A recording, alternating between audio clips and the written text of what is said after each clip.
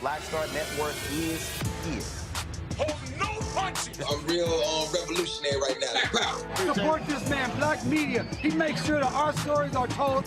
Thank you for being the voice of Black America, Roland. Stay black. I love y'all. All momentum we have now, we have to keep this going. The video looks phenomenal. See, this difference between Black Star Network and Black-owned media and something like CNN. You can't be Black-owned media and be scared. It's time to be smart. Bring your eyeballs home.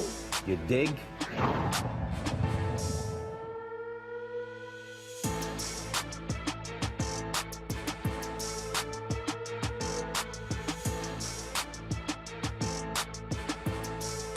Solo shot.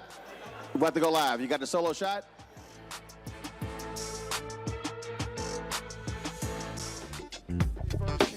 First 2023 coming up on Roland Martin Unfiltered, streaming live on the Black Star Network. We are live here in Atlanta talking about black politics and the future of Black America. For the next hour, we'll hear from our panelists assembled here on what we have to do to prepare for not only elections in 2023, but also in 2024.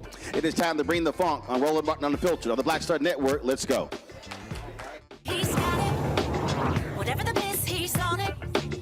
Whatever it is, he's got the scoop, the fact, the find. And when it breaks, he's right on time and it's rolling. Best believe he's knowing. Putting it down from sports to news to politics. With entertainment just for kicks, he's rolling. It's on go, roll, roll, y'all. It's Roland Martin, yeah. Rolling with Roland now.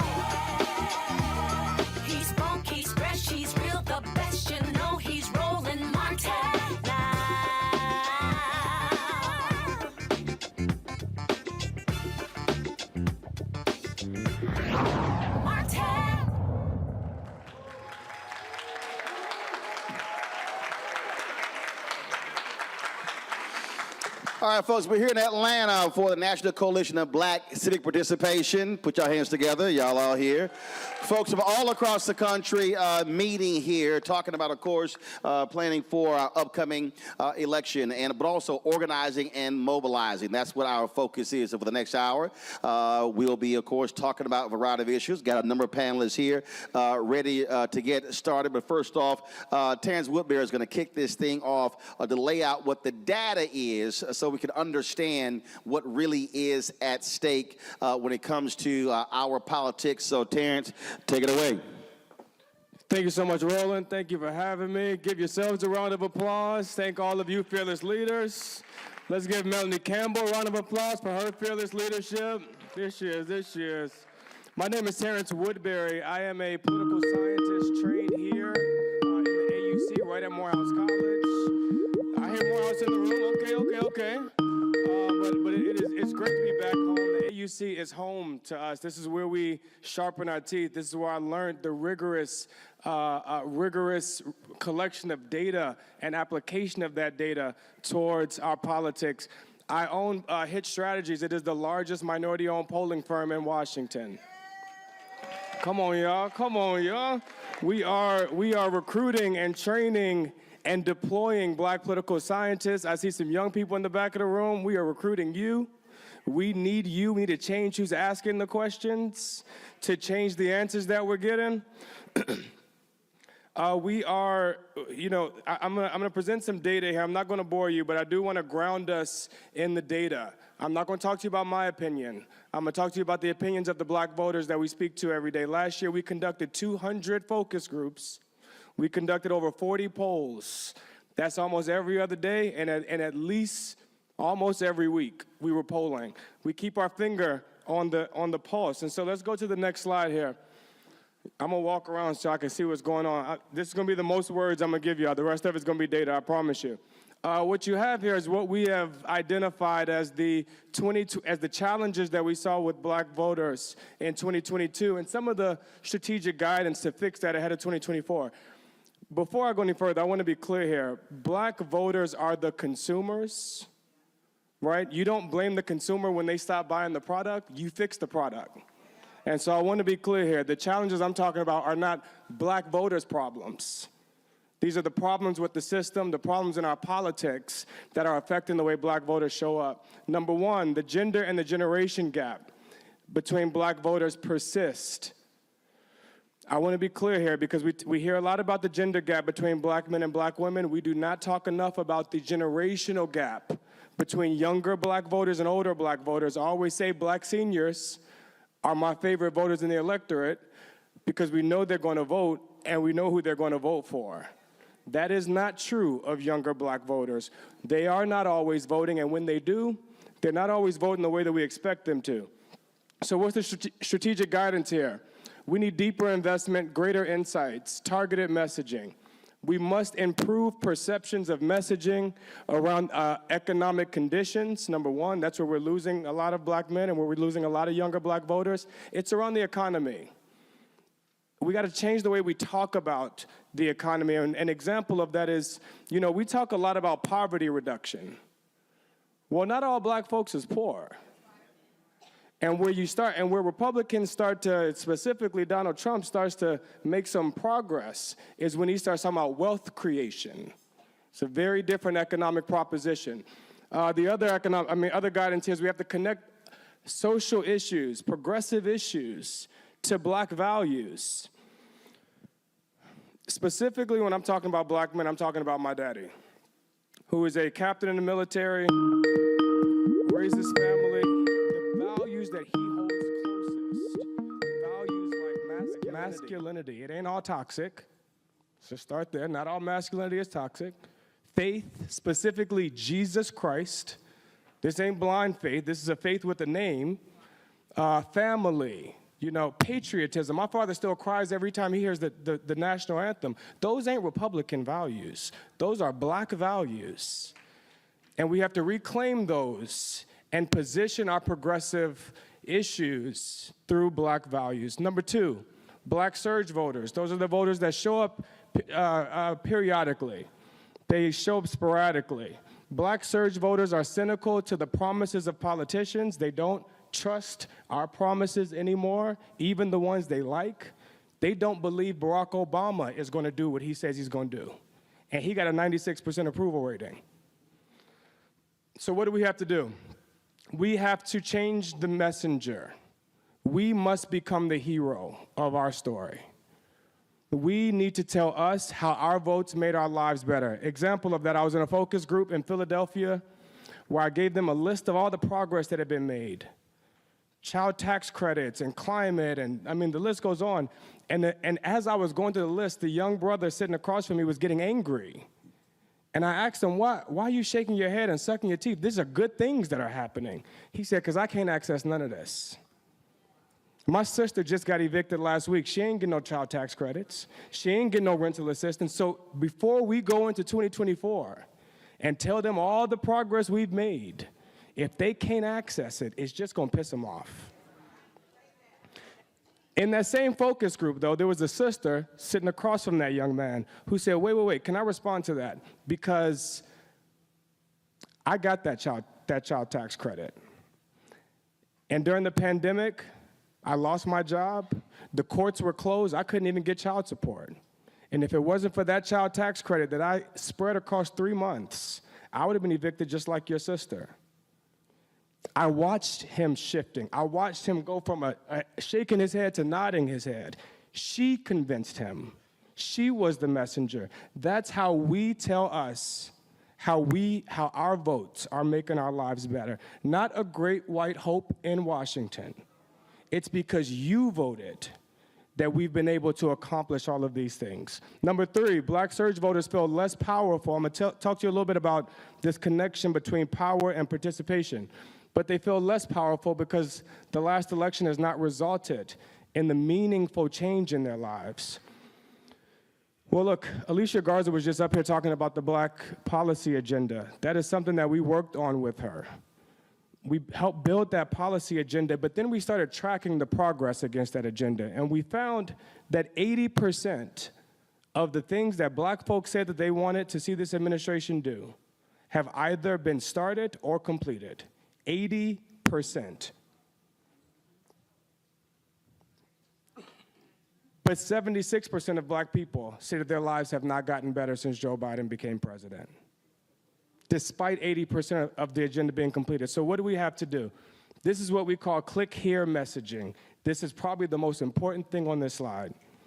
Click here messaging. When we needed their votes, we delivered to the palm of their hand. Click here to access your ballot. Click here to find your polling place. Click here to encourage your friends to vote. Click here to promise Joe Biden you're gonna vote. Click here to make a plan to vote. Well, now they need to click here to access the millions of jobs created by the infrastructure bill. They need to click here to access applications for student loan forgiveness. Click here to see the lead pipes being replaced in your neighborhood. They need to, this is not about a message that tells them that we're making their lives better. We have to make their lives better. Finally, defending democracy. In 2022, defending democracy was the second biggest issue that Democrats spent money on. The number 1 was abortion. I expect that to be the same in 2024. They are going to position this election as being on the front lines of democracy. The problem is black folks have had mixed results with democracy. And so they don't want to just defend a thing that isn't working for them, especially young black people who have voted several times for a candidate that got the most votes and still lost. They don't want to defend that system. Simple shift here. I'm not saying stop talking about democracy, but instead of defending democracy, we got to talk about fixing democracy. Fixing democracy requires progressive, small d, democratic reforms. Abolish the Electoral College, automatic voter registration, universal polling precincts. Why does it matter that I drive 40 miles from my job? Why can't I walk into any of these precincts, give them my ID, and cast my vote? This don't make sense to young people. In fact, they don't understand why they can't vote on their phone. There's nothing more secure than biometrics. I mean, you know, Republicans trying to secure elections with IDs ain't nothing more secure than biometrics in your phone. You know exactly who's casting that vote. You got fingerprints and pupils and everything else. Okay? Universal term limits. Ooh, they don't like this one. They really don't like this one. But young people don't understand why anyone sits in office for 65 years. The world has changed, and so should the leaders that are leading it. Next slide, please. All right, let's get to the data. Next slide, please. This is the centerpiece of all of the research. Let me time check myself. Centerpiece of all the research we do is this correlation. Oh man, I'm at 10 minutes already, and I had 10 minutes. All right, y'all, let me get 3 slides real quick. The centerpiece of our work. You know, a lot of pollsters ask the question about enthusiasm. We hear a lot about, you know, enthusiasm is low. Well, black folks don't always vote enthusiastically. And just because they ain't enthusiastic don't mean that they're not voting. I had a young black man tell me in focus groups in Florida, he doesn't vote enthusiastically. Voting for him is like taking out the trash. He don't want to have to do it all the time, but if he don't do it, it starts to stink around here. That's a quote. So we changed our enthusiasm question to a power question. Regardless of how often you vote, how much power do you believe your vote has to make a difference in your community? The higher they rate those perceptions of power, the higher their likelihood to vote. It is a direct correlation. That means we don't want to convince them to just tell us that they're going to vote, but we want to convince them that their vote can make a difference. In 2020, 73% of black folks in Georgia said they felt extremely powerful. In the same election, 70% of black folks in Georgia voted. It's also the highest black turnout anywhere in the country. So give Georgia, give yourselves a round of applause. What's happening here needs to be replicated, okay? But we also saw, I'm trying to export it, trust me. What's up, Cliff? We're gonna talk about that later. But we've seen that those perceptions of power drop when we're not in election time anymore. From 73%, a 30-point drop. Well, I could tell you right now, if we have a 30-point drop in turnout from black folks, we have lost every single battleground state. And so in 2022, we start to recover some of those perceptions of power, but if we stop letting it drop, then we don't got to dig ourselves out of this hole. When we asked them why did these perceptions of power drop, they told us explicitly. It was high in 2020 because they felt like they were a part of something, because they were being courted, because Stacey Abrams and Governor Kemp were both texting them every day. That's what made them feel powerful, because their teachers were talking about it, their pastors were talking about it, their mamas was talking about it. The election ended, they stopped getting those text messages. People stopped talking about it. Next slide, please. I'm gonna just skip ahead, skip that one. Okay, here we go. This is the gender and the generation gap. I'm gonna give you 2 more slides. Some got here. These are not poll numbers. These are actual election results from 2022. At the top there, you see the gender gap. 87% of black women voted for Republicans, 78% of black men voted, 87% of black women voted for Democrats, 78% of black men voted for Democrats. That is an 18-point margin gap, 18 points. But look at the generation gap underneath there. Younger black voters voted for Republicans at even higher rates. 21-point margin gap. Next slide, please. Why is this happening? Here it is. Here's one of the reasons why. There's several. One of them are issues. This is when we ask who's better on the following issues: Democrats, Republicans, both or neither. At the top there, you see the Democrats in blue, you see Republicans in red. But look at the top. Democrats have an overwhelming advantage on all the social issues: voting rights, abortion, health care. 60, 70-point advantage over Republicans. But when you look toward the bottom there, the things that black men, providers in the household, the things that they are prioritizing, economy, inflation, those advantages begin to shrink. Next slide, please. Well, here's what happens when you look at just black folks under the age of 50. The advantage disappears. Republicans just as good on the economy as Democrats. If I was advising Republicans how to target black voters, I would only talk to the 28% that say Republicans are better than Democrats on inflation. That's it. Let's just go get that 28%. Next slide. That's exactly what they're doing. Okay, this isn't the slide. Next slide. Next slide. All right. A part of what we have to do here is when we talk about power, political power, I've asked folks in focus groups, what does political power mean to you? They only describe the first one, the power to elect the people that we want, electoral power. A part of what we have to do is expand that cycle of power. Your political power ain't just about your vote. That's the beginning of the power. Literally, the first step, not the last.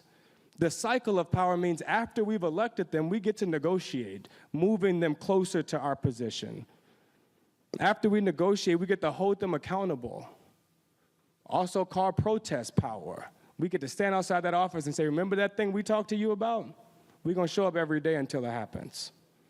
The last one, young people really like, you get to fire their asses when they don't do it. Punitive power means we can fire them. Throughout that cycle of power, we got to keep talking about progress. We got to keep giving them information. This is the game, folks. If we don't make them feel more powerful, we cannot ask them to show up and do this thing again. That was literally 6 of my 20 slides. So I'm gonna make sure we distribute this. Thank you all so much. All right, Terrence, great information there.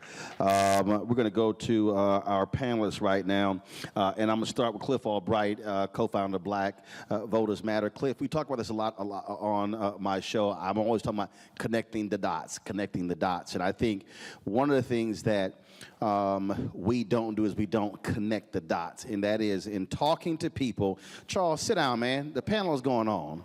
You're just walking up on the doggone stage speaking to people. I'm gonna have your wife just cut you.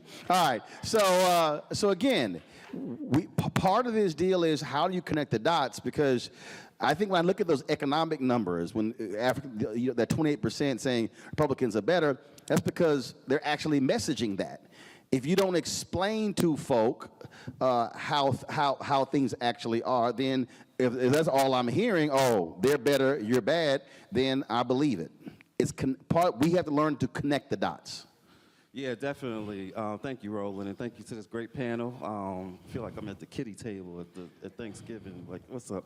But yeah, no, we gotta connect the dots. We talk about it all the time. We call it the 365 work. You know, we got to show that Black Voters Matter 365, and we got to show that what we are prioritizing are our issues, our community issues. We always say if the first words out your mouth when we're doing our canvassing or doing any of our activities, if the first words out our mouths are you registered, then we've already failed, right? Because that shows that what we're centering is the registration, right? We're not centering their issues. We're not centering the economics. We're not centering the infrastructure, the utility bills, et cetera, et cetera. So we have to have a different conversation. People ask, what's the best way for us to get ready for 2024? And we say, well, first we got to deal with 2023.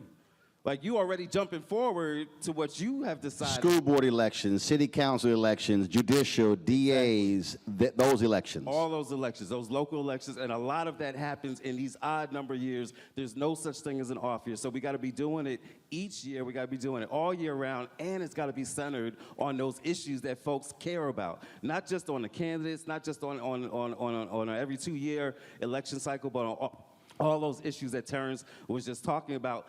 That takes time, and it takes money. It takes resources, and that's what all of us have got to be fighting for, right?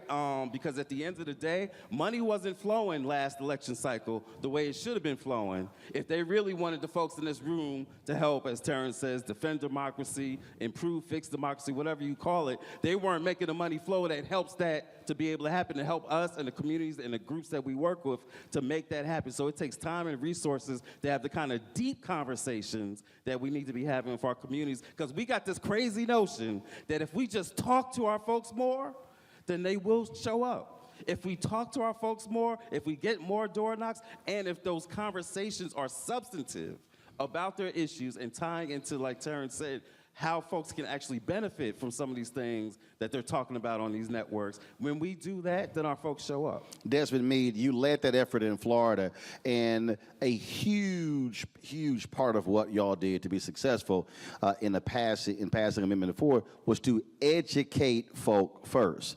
As Cliff said, you can't sit here and get somebody to register unless they're educated on what the issue is. And so just talk about, in putting that together, how that can be replicated. And we're talking about these other electoral offices, because again, what was the final number of the passage number there in Florida? 65%.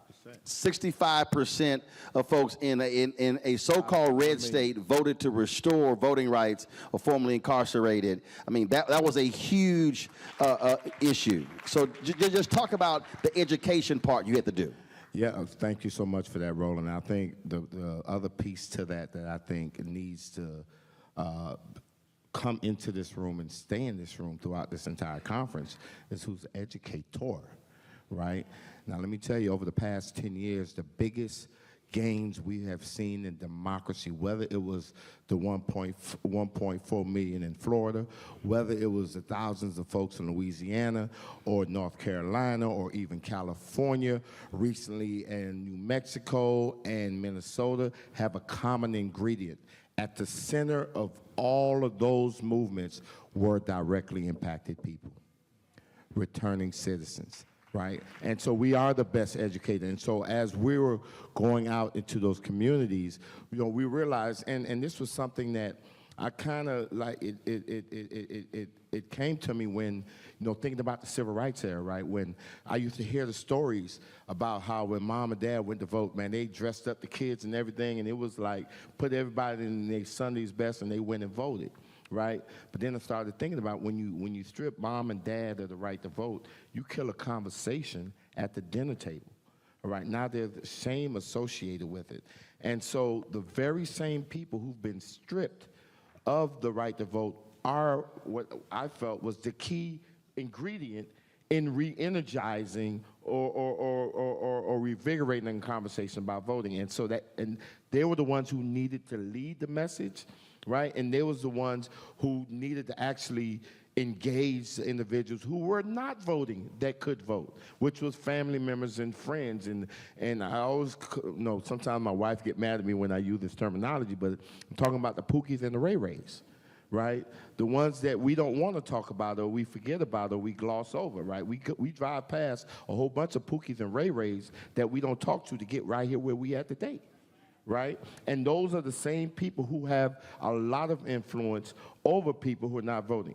So prior to the Amendment 4 thing, one of the big things we've seen was that in gubernatorial elections, which historically was decided by 60,000 votes, you had at one point 808,000 registered African Americans that didn't think it was important enough to go vote, right? 912,000 registered Latino Americans. So you had 1.7 million people of color who was registered that didn't even bother to go vote in an election decided by 60,000 votes. And then the very next cycle, that number jumped up to 1.1 million and 1.3 million respectively, right?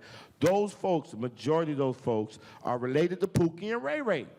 And when they hear Pookie and Ray Ray talk about, man, my vote don't count, and the only reason I'm saying my vote don't count, it don't matter who get in office, is because deep down inside, I'm using this as a coping mechanism because you all have told me as a person with a criminal history that my voice don't matter and I'm not a part of society. Matter of fact, I'm not even good enough to be in your church, right? And so I think that just a natural human instinct is to be a part of something bigger. And we've seen that come out during the 2020 election. But I think what's said at this education piece is allowing the Pookies and the Ray Rays to be empowered, right, to be the educators, right? I think Tamika talked about that, when she was up here, that my son was the one who had to come in and actually carry some of that load because these are the people who we need to get. And so I think we did an amazing job. We was able to get, like 5.1 million people. 5.1 million people to say yes, and that was 1 million more people than who voted for our current governor right now. So, Education works. And Marsha, on that point, you're the largest committee for civil rights under law, and he's a perfect example. I see these message boards, and we're live on the show, and I see these people on social media saying that when Biden talks about naming Ketanji Brown Jackson to the Supreme Court, they go, oh, well, that's performative. But again, I think the mistake, though, is we assume everybody knows how the federal judiciary works. We assume they know how these things work, and yet when I start walking folks through by saying one judge in Amarillo made a decision that affected the entire country, they go, oh, hold up, one? They're not thinking that way. So again, this is where I think the education comes in. We have to take these very specific actions and show how one appointee, one judge, one Supreme Court justice, one person in the agency, and who is the person in office who's picking those folks can have a direct impact on the lives of black folks. Yeah, I definitely agree with that. I think rather than focus on the elections, we need to focus on the offices and what those offices bring to the issues that people care about. And, you know, there were a lot of people who held their noses, they would say, and supported Donald Trump because they saw the prize as being the Supreme Court. And that is an office that isn't elected. Well, they saw the surprise at the Supreme Court because they knew what the Supreme Court does. And a lifetime appointment by the president, right? And now we're here shaking in our boots, waiting to see what they're going to do about the Voting Rights Act, what they're going to do about education. We already know what they did about reproductive choice. And they are feeling emboldened because we have a Congress that is dysfunctional. And it always gets back to the what does the office do? So I want to connect what you're saying to Terrence's research. And Joe Madison always says, you got to put it where the goats can get it. And how do you make it plain? So when you talked about Voting Rights Act, okay, person hears that, it's kind of like, okay. But what Terrence's research shows is when we say, are you pissed off they closed down your polling location? Exactly. That's because the Supreme Court did this here. And so again, that's sort of his research shows if we explain it that way, then the person goes, oh, so that's what the 9 cats did with the vote. That's what they did with the Voting Rights Act. We have to explain it sort of that way where they now understand, yeah, this is why you now have to go through all your loopholes to get a voter ID or a polling location closed down, stuff along those lines. Exactly, and that's why your state keeps passing these laws that make it harder and harder to vote. And each time, each election after we jump over the barriers, they look at how we got over those barriers and then they close off that avenue to be able to get to the ballot. And we have a Congress that isn't doing anything. So I definitely agree with you. It's connecting what do you want to see? Who has an impact on the criminal justice system? It's the prosecutors who are elected. It's the judges who decide.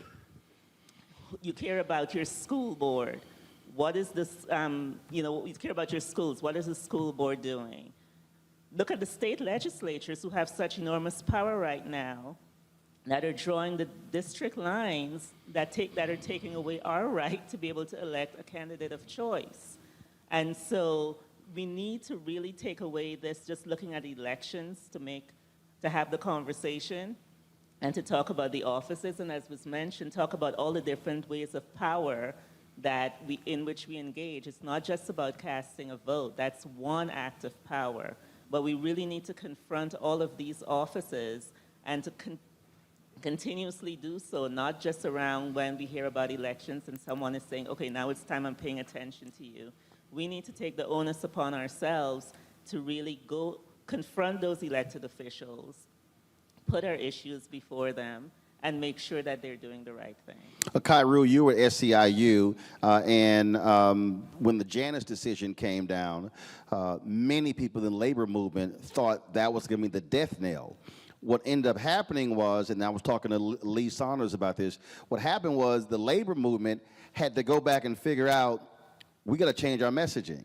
And what ended up happening was they went back to basics, started explaining to people what labor unions do, and what we've now seen in the aftermath of Janice is the highest approval rating of labor unions that we haven't seen in 50 years. And so that movement had to go back and reassess, because what he basically said was the labor movement got lazy and had to go back and do the basic, blocking, tackling to walk people through. And now you're seeing an increase in people now trying to organize and mobilize with unions, whether it's Starbucks and Walmart, other. So just talk about how folks out here, how we have to think about the same thing. Yeah, the courts are doing what they're doing, but how we got to go back to basics to rebuild this momentum leading to the next few elections.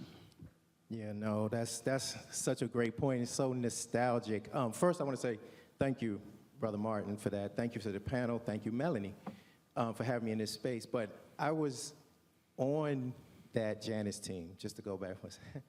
When that went down, we formed an internal team to figure out how we were going to reshape the narrative around unions and how we were going to rethink our work and rethink our strategies and approach to the electoral side, to the union side, to worker rights, just a revamp.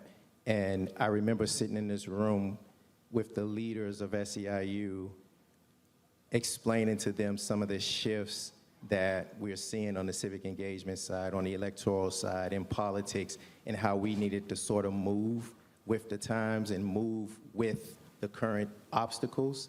And it ended up being revelational and revolutionary. I think we really opened our scope as to how we viewed a voter.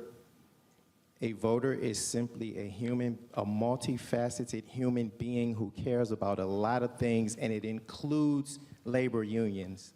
But it is not totally all about ballot boxes and unions. It's about explaining to people in plain language how unions and electoral politics make your life better.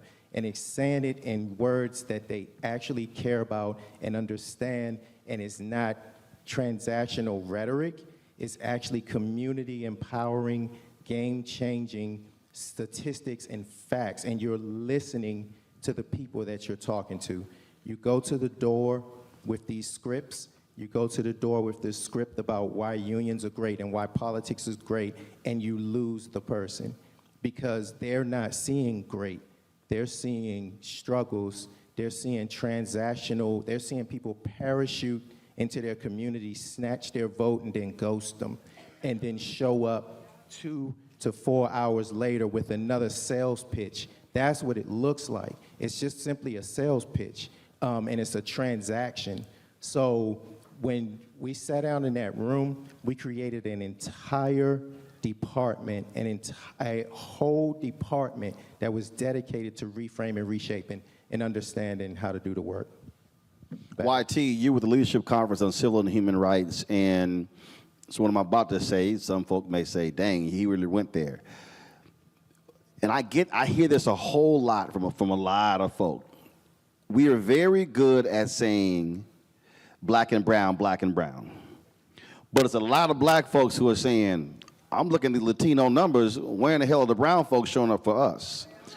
So part of this also is going to have to be, when we're out messaging, we're going to have to say, if we're talking to black folks, black and black, because we have to understand the numbers are there. They are seeing, and a lot of black folks, especially younger voters, don't want to hear black and brown because they're saying, no, what about black? So speak to how organizers must be understanding the language, if you will, the love language, if you will, of these voters, because if you come to some folk with black and brown, they're going to immediately turn you off by saying they don't give a damn about us. How we may have to readjust our messaging to absolutely center and focus black, black, black. Yeah, we have to be overly intentional about and being culturally competent too around when we're talking to black people around their issues, and those are not people of color issues. because the issues that black people face are completely different and are seen differently than our counterparts. And to your point, Roland, when they show up to the polls, they don't always vote with us, right? It takes a lot of efforts from a lot of the groups on this ground, on this panel today, to kind of bring them along. And so when you're talking to black and brown folk, well, black folks in particular, you should be talking about the issues that they care about. Those are the kitchen table issues. And we also, when we're talking to black people, we often mention that there's not infrastructure in some of the places that they reside. That's not true. In black communities around the country, churches have been the infrastructure. Those barbershops, the hairdresser. If I trust you with my hair, I believe and I have a level of trust with you, right? And so when we're talking to them, you trust somebody with your hair, you trust their ass. Yes. Very true.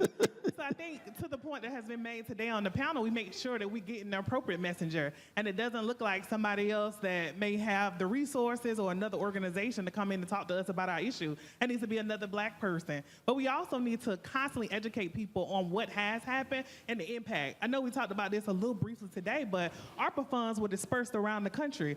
Those directly impacted people that were going through hardship, and COVID is gone, but the hardships are still there, and black people are facing them each and every day. And so to the message about accountability, this is a way where we hold the elected officials accountable and say, hey, like rent assistance is very much still needed. The eviction diversion plans are still needed. Legal assistance is still needed. And so that's how you bring some of those issues that are affecting black people each and every day to the forefront, and also holding elected officials to make sure that they're meeting them in this moment and making sure they're addressing their issues. And then also the Multicultural Coalition, which is what the Leadership Conference stands on, having over 240 national coalition members that bring it to, that, hey, y'all may not be the best messenger when you're talking to black people. Y'all should focus on this constituency and being honest about that as a coalition so that we can have the biggest impact and turn people out and make sure we have a message that resonates with them from their own community. Abdul, I'm going to hit you with this one here. You may not be, y'all can clap, go ahead. Y'all go ahead. We definitely want to see your reaction to this one here. When I was battling a whole bunch of these crazy ADOS folk, they were complaining about black immigrants. Until I hit them with the data, 10% of black folks, based upon the census, are folks who are black immigrants. And so even when we're having this conversation, when we're talking about how we're going to reach black voters, we also have to understand that how do we message to black immigrants? Actually, the largest increase in the black population, if you look at the data, are black immigrants.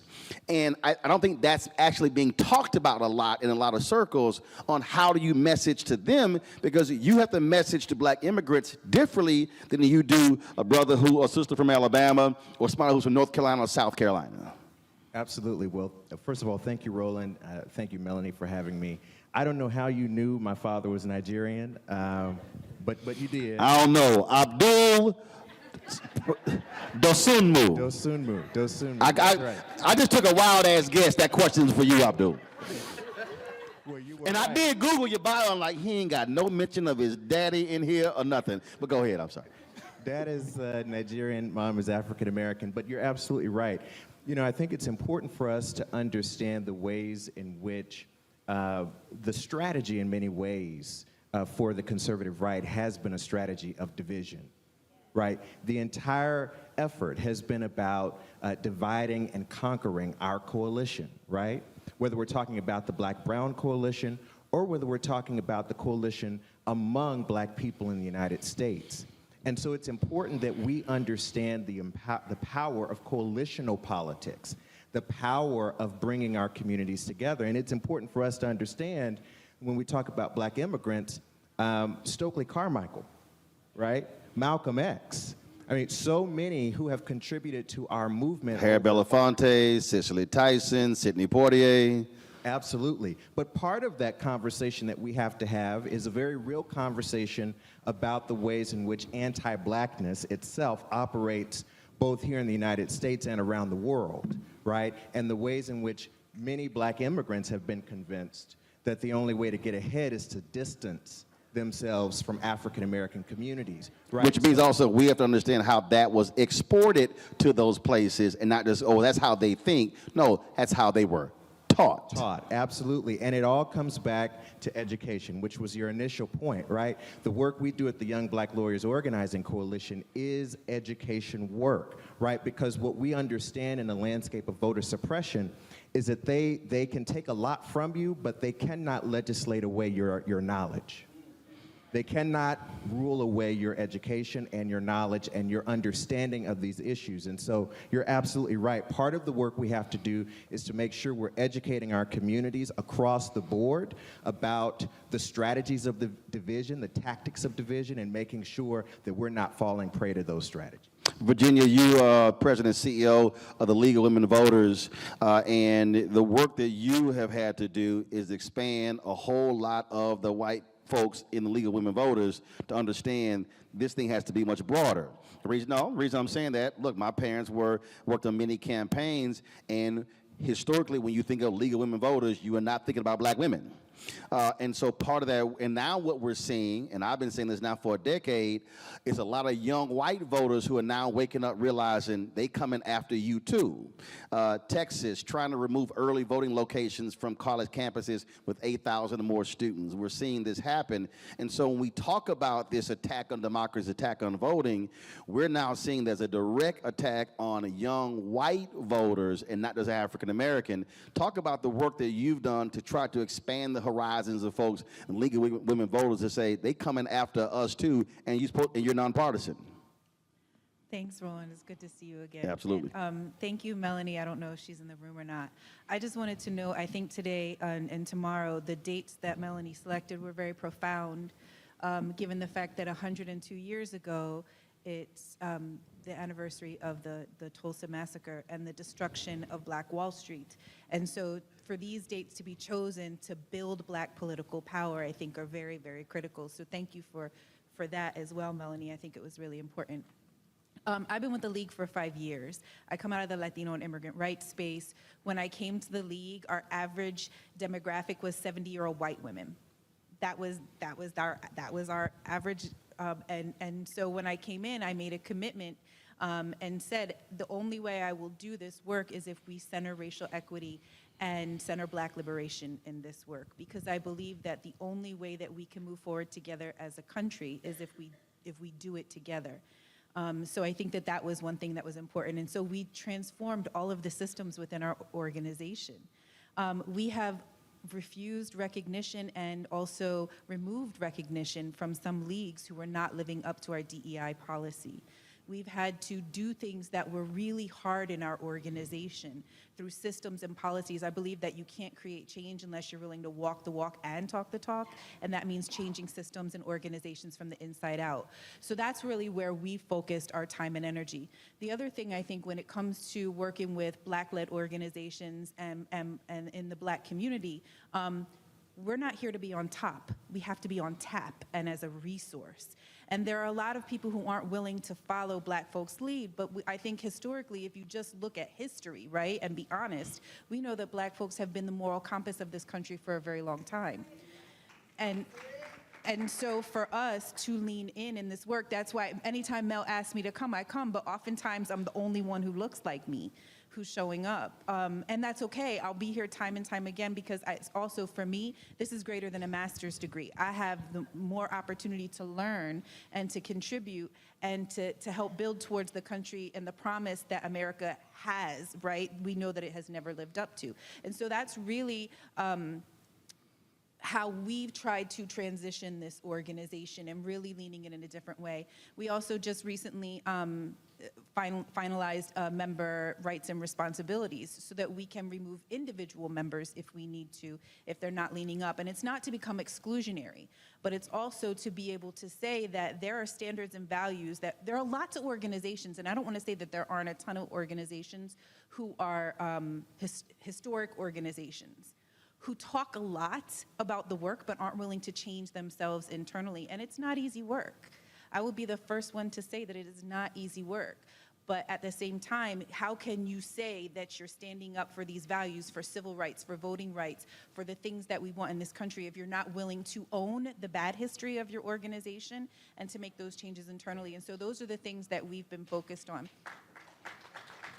Trey, 2022 could have been really, really bad for black folks. And a lot of people say, oh, it was the boots on the ground, it was the organizing, it was the mobilization. But it also were the legal fights that were actually happening. NCBCP, LDF, Lawyers Committee for Civil Rights Under Law, Transformative Justice Coalition, on and on and on. Just explain to folks, when we talk about what we're now facing, literally what is happening in the court system and what y'all are having to contend with on a daily basis. Sure, and thank you for that question, Roland, and thank you all for having me on the panel.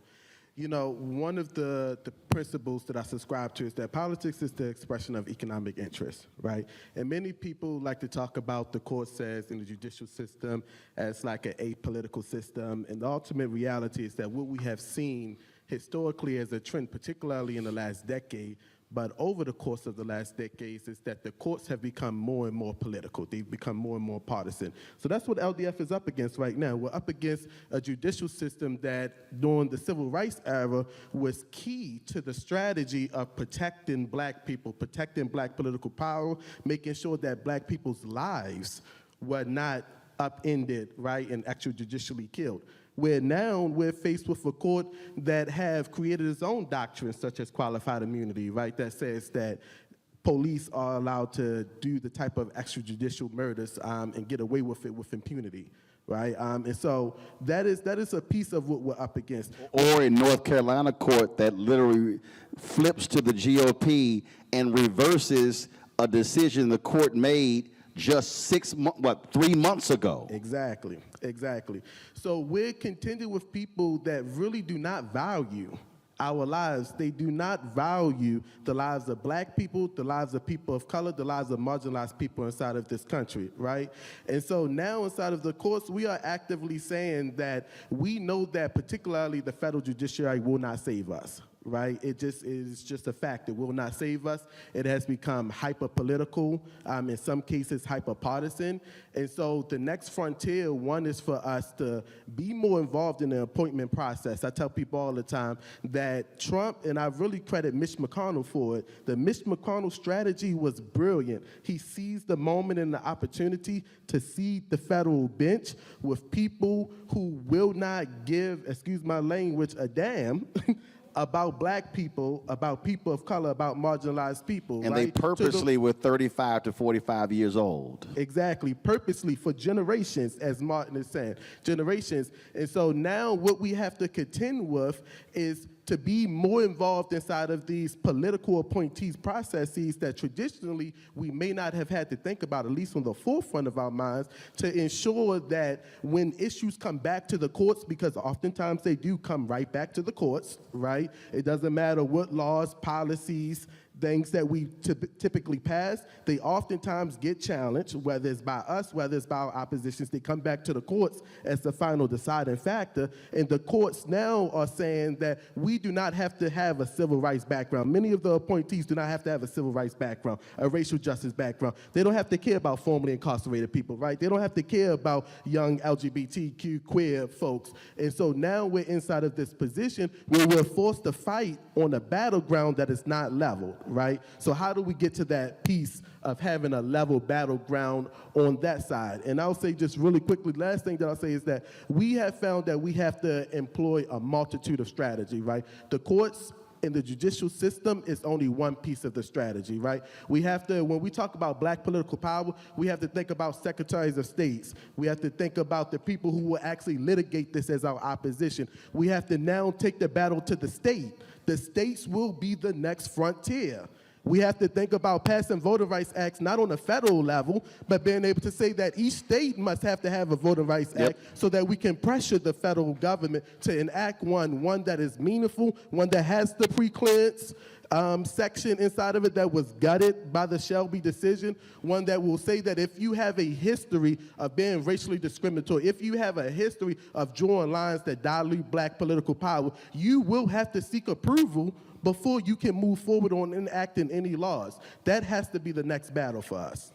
See, it's always good when a panelist like segues appropriately to the next person. Billy, you're the media past president, National Caucus of Black State Legislators. He just talked about what the next frontier is. We're actually seeing it right now. We're seeing the Supreme Court said we don't rule on political gerrymandering, and so now we're seeing political gerrymandering run amok on the state level. We're seeing a lot of black state legislators, power just simply being just shrunk left and right. Are those state legislators, are they also saying that they think so much attention is put on Congress, the House and the Senate, that in many ways we're ignoring how critical those state rep and state Senate races are? You know, I'm so glad that you've segued to this point. You raised this issue. This is an issue that I've also raised with the Biden administration for a while now, in that everything that is important to our existence is trying to be shifted to the states.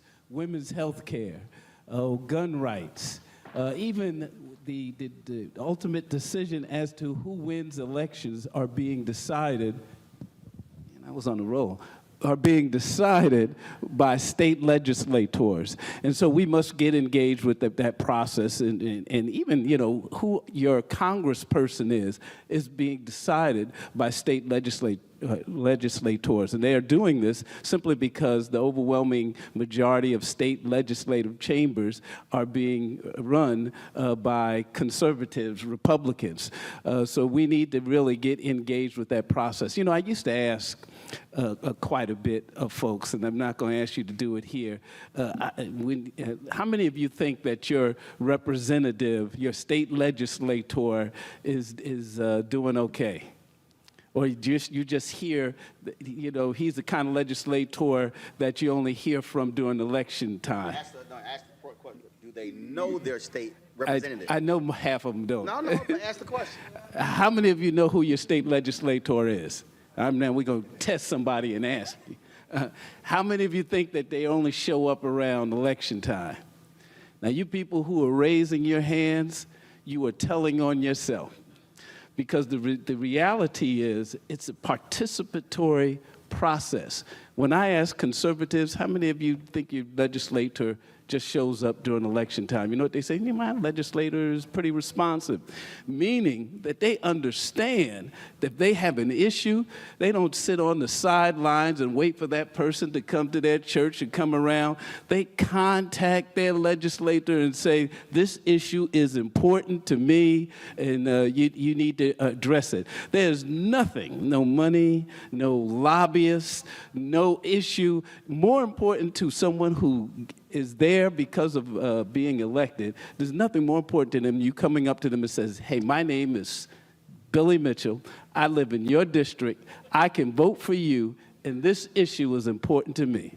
There's nothing more powerful than that. So that's the kind of mindset that we have to bring to the table so that we can change what's going on in the state legislators. I will tell you, thank God for the people like Helen Butler out there. She's one of those that are out there making sure that folks are voting in our state like they are voting nowhere else. Now, let me tell you, Georgia is a fantastic, and Roland, give me the sign. Georgia is a phenomenal place. According to the census, from 2010 to 2020, the last census assessment, 1 million new people moved to Georgia. 90% of them were people of color, most of them black folks. The census suggests that if you are a black person in this country and you are moving to another state, the state you are most likely moving to is Georgia, and it's by far. So we need to continue to cradle, to take that power that we have and make certain that we continue to go and vote as we do, because the state is where really where it's at. There's no question about it. That's where the power is. That's where we can certainly make a difference the quickest as well. All right, we got about 6 minutes left, so I'm going to do this here, and then I'm going to start on this end. We're going to go all the way down, and that is I want each of you in 30 seconds, let's see how good you are. If there's one thing that you want organizers to do leaving here, what is that one thing? Oh, you don't want to go first? He went, Jesus. Okay. There's more than one thing. I want you to get engaged in the process no matter what. You know, the best election advice I have ever been given in my life was an older gentleman who said, look at the voting participation process as public transportation. You know, if there's not a bus that is going exactly where you want to go, you take the bus that goes as close to where you want to go. And it's only by doing that over and over and over again where we will get to where we need to be. Courts, courts, courts. I want us to understand that the issues we're facing right now this summer, we're expecting a not-so-great decision on affirmative action, a not-so-great decision on the Voting Rights Act. I want us to understand that that attack did not start yesterday. It started 40 years ago.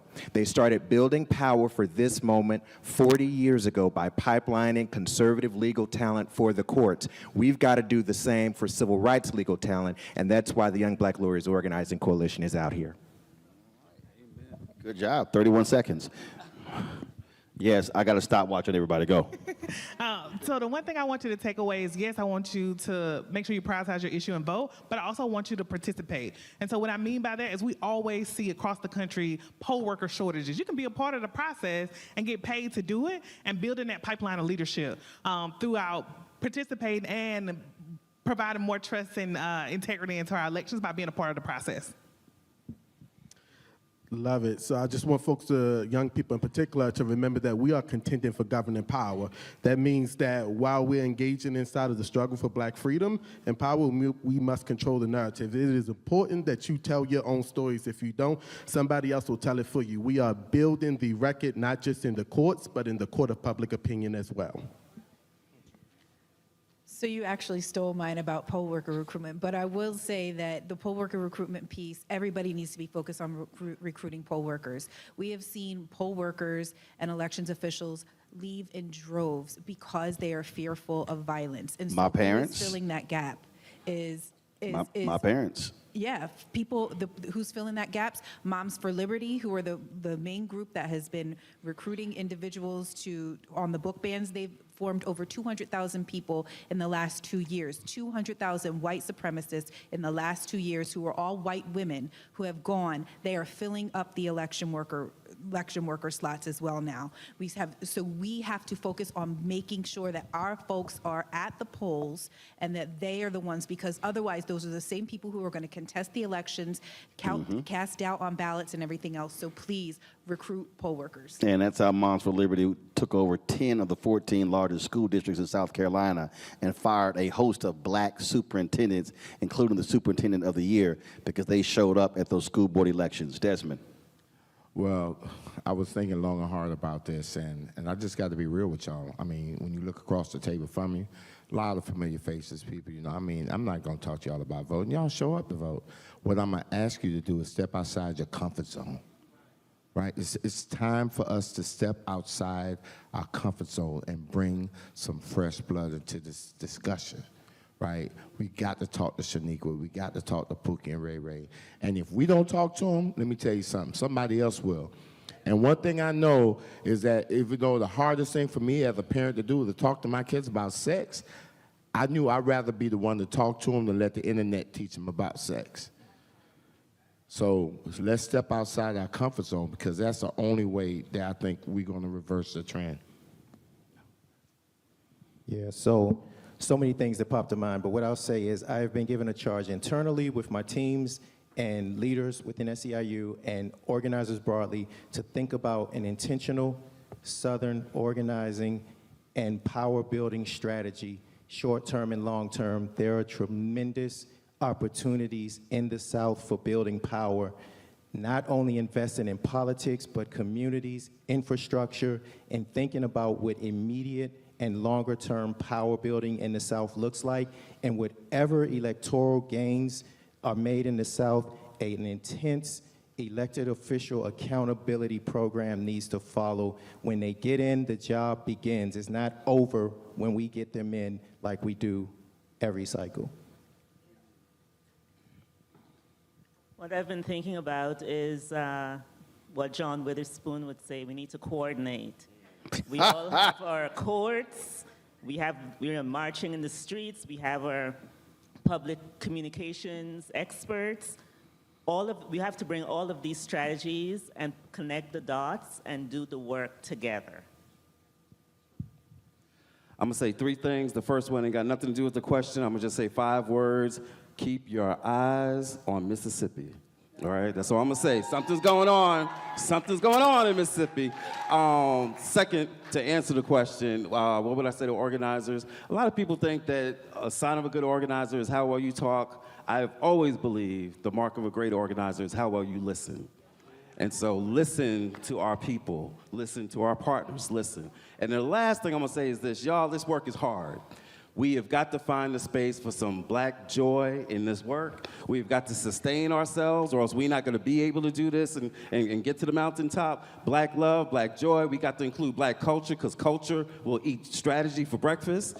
And our history shows us that when we do that, when we stand in our faith in black love and black joy and black culture, our history shows us there ain't nothing we can't do. I will close this out this way. And I was listening to the previous panel when they were talking about all the commitments that have been made after George Floyd's death and how a lot of these companies are falling back on that. We have to do a much better job of utilizing black-owned media. It's very easy to say we're doing these things, but it's called mass media for a reason. What the right has successfully done is they have funded the conservative media infrastructure. I'm not talking even Fox News. I'm talking about their digital operations. They have completely funded that. And so part of that whole deal is how they're driving that messaging. The reality is, even now, so we launched September 4th, 2018, we still are the only daily black news show in this country. And I can tell you, if it wasn't for our followers, they've contributed. And look, we don't send them swag, we don't send them hats, bumper stickers or whatever. They've contributed $2 million. So I'm talking about $5, $10, that's what they've done. And when we talk about organizations that have actually supported us, Melanie's group, they've been with us from day one. Black Voters Matter, been with us from day one. They've been funding this large committee for civil rights under law. The key is you have to get messaging out. And so you should be connecting with those black newspapers, black radio, who are those producers, because that's how we're going to reach folks. A lot of times we're waiting on mainstream to show up. They ain't showing up. But I can tell you this, I know this for a fact. There are things that we discuss on our show, and there are people who come on the show who I see later on CNN and MSNBC because their producers are watching. And so we have to utilize our black media infrastructure because that's actually how we got here. So if it wasn't for Chicago Defender, Tri-State Defender, if it wasn't for Pittsburgh Courier, it wasn't for black radio, then you don't even have a civil rights movement. And so we have to absolutely do that. The second thing is this here. All of you organizers, hold up your phones. Hold your phones up. Now, some of y'all, we've taken selfies. Y'all ain't got no clue how to use some of these phones. But I'm about to help y'all out. You are literally holding in your hand a communication device to communicate with the world. When you have events, live stream your events on Facebook, on YouTube. Now let me explain what then happens. When you live stream your events, I can't be every place. We then can grab your live stream, broadcast something on the show because we have the video. You can take that same video, strip the video out, strip the audio off, and now you can send the audio out as well. And so a lot of folks have events, and they are only talking to the people in the room. Use the technology that's at your disposal. And again, people complain about, man, media didn't show up. You literally can create your own media, and then when that thing is now spread across Twitter, across Facebook and Instagram and fan base on the platforms, we now can expand it. And so I'd encourage folks to do this all the time. If you're door knocking, live stream that as well, because again, use the technology, because trust me, people are watching, and when they see it, they go, oh, I didn't realize they were doing that. I had a white woman who came on the show with the Poor People's Campaign. And she was one of the organizers. And when she finished, she says, Roland, I got to do one more thing. She said, I didn't know the Poor People's Campaign existed. She said, I'm a white woman in West Virginia. I happened to see your show on YouTube. And I immediately called the Poor People's Campaign in West Virginia, and she's now one of the 3 co-chairs of the state of West Virginia. So a white woman was watching my show in West Virginia, and that's how she got with the Poor People's Campaign. That shows you people are paying attention and watching. Use the media to actually drive your messaging.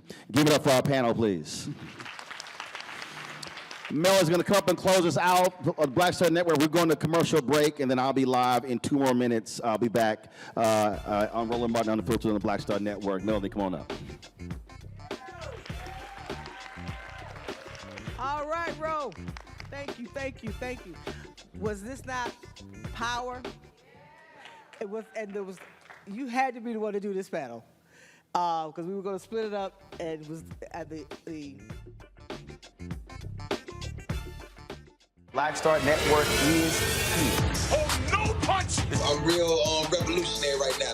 Thank you for being the voice of Black America. All momentum we have now, we have to keep this going. The video looks phenomenal. See, this difference between Black Star Network and black-owned media and something like CNN. You can't be black-owned media and be scared. It's time to be smart. Bring your eyeballs home. You dig?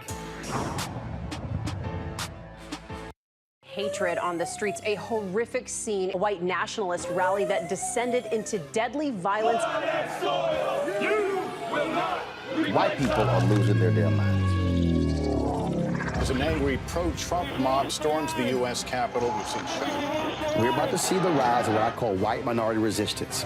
We have seen white folks in this country who simply cannot tolerate black folks voting. I think what we're seeing is the inevitable result of violent denial. This is part of American history. Every time that people of color have made progress, whether real or symbolic, there has been what Carol Anderson at Emory University calls white rage as a backlash. This is the rise of the Proud Boys and the Boogaloo Boys. America, there's going to be more of this. Here's all the Proud Boys, guys. This country is getting increasingly racist in its behaviors and its attitudes because of the fear of white people. The fear that they're taking our jobs, they're taking our resources, they're taking our women. This is white fear.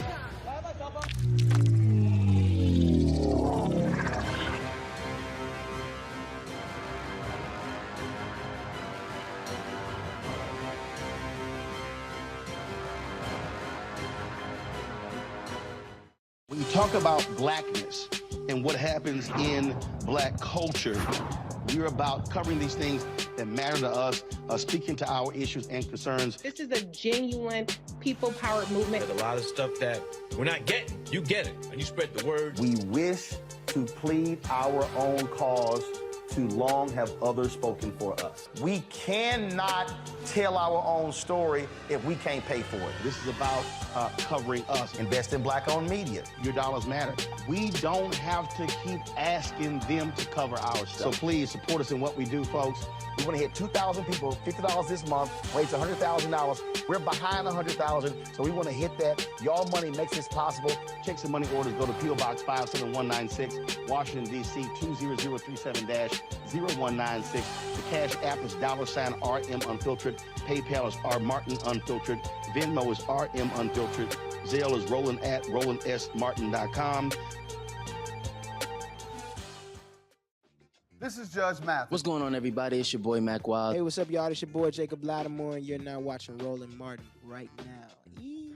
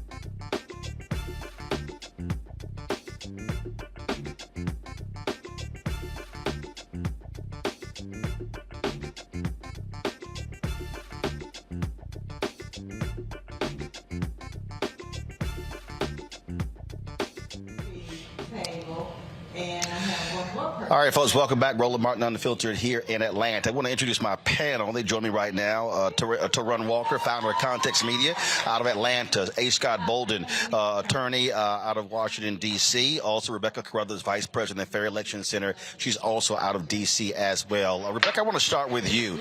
You just listened to this for the past hour in terms of a variety of folks talking about what is needed to inform voters, to educate voters, to reach them. That data that Terrence Woodbury presented really is captivating, and it shows, that there's a lot of work that has to be done to really get black voters focused on this election, or a variety of elections. Yeah, I thought his presentation was great. In fact, I was able to see his full presentation here in D.C. about a month ago, and he goes into a lot of deeper context of just the variety of types of Black voters. His particular presentation was a sampling of 1,500 Black voters, Black folks across the country. And I think right now he's looking to increase funding so he could actually redo his study, but across 15,000 Black folks, so he can really dig deeper. And what it shows, we are not a monolith. You have to talk to us. You can't just wait until the last 30, 60 days of an election, but you have to actually talk to us and engage with us about issues. Taglines simply isn't enough. but you actually have to connect with folks with the real world impacts of legislation instead of just assuming that they should just understand Build Back Better means infrastructure. No, you have to talk about the infrastructure that's happened in their community and has in turn made their community better. Hey, Scott, the reality is these are the people who are in this room. These are the people who are going to be on the ground in Florida, North Carolina, South Carolina, Georgia, Mississippi, Alabama. I mean, all of the folks here, I mean, in this room, these are the folks. They're the ones who do the work, do the door knocking. And so people really need to understand that the only way this thing is going to happen if these folks are successful. They're the reason why Warnock won in Georgia. Yeah, it's the other thing about that panel that we watched was the work is never ending. It's never over. And for those of us born in the 60s and seeing the progress Black America has made politically and economically, it's just a painful reminder that it's not over. But that 28% of young people who are more likely to vote Democrat as they are Republican, they believe the parties are the same and the leadership is the same on the economy. We got to go get that 28%. Everybody in that room ought to go look for that 28% and really talk to them and educate them, because it's depressing knowing if you're not in the know, if you're not an informed voter, it's depressing with how uninformed voters and young people, how much energy and effort it takes to bring them to a clear understanding on what's at stake here and why Democrats and independents are so much better for this country than Republicans and their slogans and their far-right extremist political violence infused sometimes, how detrimental they are to the country. And so that was my takeaway from the panel. Great discussion, but just really a lot of work to be done.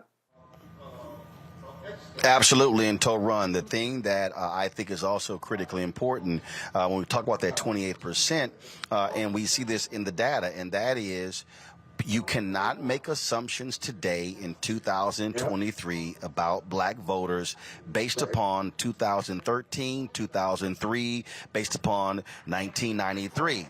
What has to happen is progressive groups, Democrats, you name it, are going to have to be far more aggressive at tailoring messaging, and this blanket strategy, it doesn't work anymore. There's going to have to be micro-targeting of folks, those African Americans who are concerned about economics, those African Americans who are concerned about housing, those African Americans who are concerned about education. It's just not going to be, we can just have this sort of one way of reaching African American voters. No, it has to be a lot more micro-targeting. You know, Roland, I am so happy to finally see conversations being had like this among organizers and people who are going to be going out knocking on doors, because this is something that has been said for the longest on the ground level, that people who are going to work every day, people who are poor and working class Black people, you have to find messaging and you have to talk to these people respectfully, and you have to talk to them about issues that concern them. A lot of times, these people who come into cities and come into towns when there's an election are people who are not connected to the culture. They're not connected to the people in each individual city. And you have to reach people where they are, and you have to talk to them in ways that they can respond to, which is the bread and butter things that they deal with every single day as they go throughout their lives. And I'm just really happy to hear people on the ground and people who are working and organizing start to have these conversations about how do we talk to people in a respectful way, not a condescending way, that really resonates with these people. And I'm glad to see this finally. Well, I think that the reason this gathering is so different because these are the local people. What you're talking about when these campaigns hire a campaign director or they bring in staff, they're not from there, they're from other parts of the country. Whereas folks here in Florida, they know Florida. They know those states, they know those neighborhoods, those cities, they know those blocks in those streets. And so that's why we thought it was important to be here to live stream a lot of these different events because what we are about to see take place between now and next year in local races, congressional races, we're about to see a wholesale attack on Black folks. And I wrote my book, White Fear. It's there. We're seeing it. It's in real terms. And so we're going to go to a break. We come back. We're going to talk with a Texas State representative. They're dealing with that right now. Folks, this thing is real. And so We have no time for African Americans to play games because what Republicans are largely doing, they are specifically targeting black people and black advancement, and they absolutely want to roll back many of the successes. So we'll continue this conversation right here on Roland Martin Unfiltered on the Black Star Network. If you're on YouTube, hit that like button, folks. Please, we certainly appreciate that. We also want you to support us in what we do. You matter. Download the Black Star Network app, Apple phone, Android phone, Apple TV, Android TV, Roku, Amazon Fire TV, Xbox One, Samsung Smart TV. Also, your dollars matter. Look, folks, your dollars make it possible for us to be here to broadcast these type of events. Nobody else in black-owned media is doing this. Let me say, nobody else. All those new so-called new black media folks, a lot of them are real quiet when it comes to this hardcore organizing.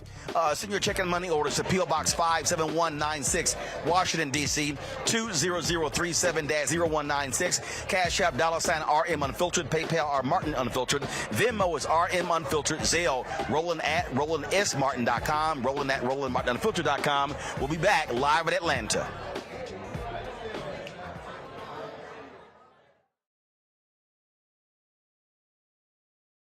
Next on The Frequency with me, Dee Barnes. The poetess, Felicia Morris, is in the house. She's an MC, a recording artist, a hip-hop historian, broadcast journalist, and an entrepreneur. The advantages was I got to do an album and hear my music on the radio and travel around the country with a major label. I was label mates with Tupac and Marky Mark and the Funky Bunch. Welcome, The Poetess, right here on The Frequency in the Black Star Network. Hatred on the streets, a horrific scene, a white nationalist rally that descended into deadly violence. White people are losing their damn minds. As an angry pro-Trump mob storms the U.S. Capitol, we've seen shooting. We're about to see the rise of what I call white minority resistance. We have seen white folks in this country who simply cannot tolerate black folks voting. I think what we're seeing is the inevitable result of violent denial. This is part of American history. Every time that people of color have made progress, whether real or symbolic, there has been what Carol Anderson at Emory University calls white rage as a backlash. This is the rise of the Proud Boys and the Boogaloo Boys. America, there's going to be more of this. Here's all the Proud Boys, guys. This country is getting increasingly racist in its behaviors and its attitudes because of the fear of white people. The fear that they're taking our jobs, they're taking our resources, they're taking our women. This is white fear.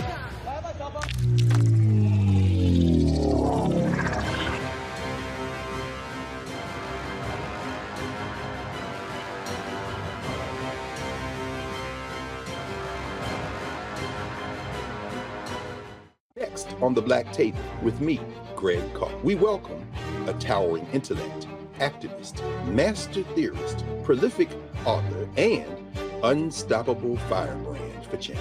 The one and only Dr. Errol Henderson joins us to talk about his new book, The Revolution Will Not Be Theorized, Cultural Revolution in the Black Power Era. And this is what's going on in so much of academia and in some movement circles is an anti-black nationalism. It's an hour of power that you don't want to miss. That's right here on the Black Table on the Black Star Network. That was a pivotal time. I remember Kevin Hart telling me that. He's like, man, what you doing, man? You got to stay on stage. And I was like, yeah, well, I'm young, thinking, I'm good. And he was absolutely right. What show did you have at the time? This was one-on-one. Got it. During that time. So you're doing one-on-one, going great, you making money, you like... I'm like, I don't need to leave. I don't need to leave from, Wednesday, Thursday to Sunday. I didn't want to do that. It was just like, I'm going to stay here. Or I didn't want to finish work Friday, fly out, go do a gig Saturday, Sunday. I was like, I don't have to do that. And I lost a little bit of that hunger that I had in New York. I would hit all the clubs, run around. Sometimes me and Chappelle or me and this one or that one, we'd go to the Comedy Cellar at 1 a.m. And that was our life. We loved it. You do 2 shows in Manhattan, go to Brooklyn, leave Brooklyn, go to Queens, go to Jersey. And I got complacent. I was like, I got this money, I'm good.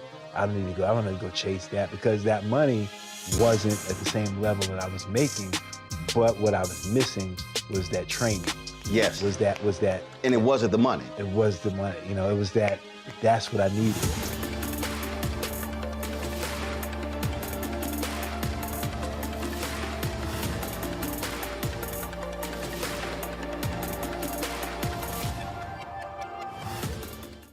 Hi, this is Essence Atkins. Hey, I'm Deion Cole from Blackish. Hey everybody, this is your man Fred Hammond, and you're watching Roland Martin, my man, Unfiltered.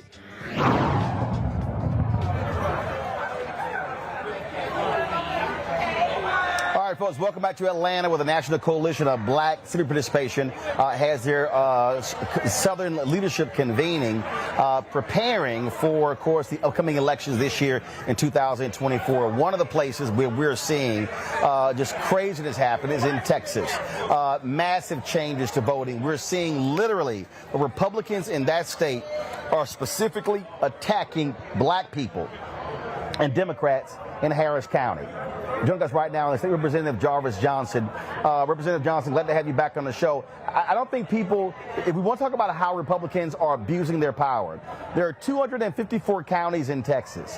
These Republicans literally passed a bill, and the governor's going to sign it into law, where they can take over and order new elections in one county in Texas, Harris County, the largest county, the bluest county, the largest concentration of black voters in the state. That's right. That's exactly what they want to do, because as they know, so goes Harris County, so goes Texas. So the idea was we're going to attack it. And they specifically passed a bill that said it was applicable only to 3.5 million people and above. So that only left Harris County. So they passed the bill specifically to attack the voting process because that's exactly what they want to do, is to overturn elections, to do damage and certainly send a message. And of course, now it's going to be Dallas County, it's going to be Austin, it's next going to be San Antonio, and El Paso. They're going to continue this process because they realize they can do it. And so unfortunately,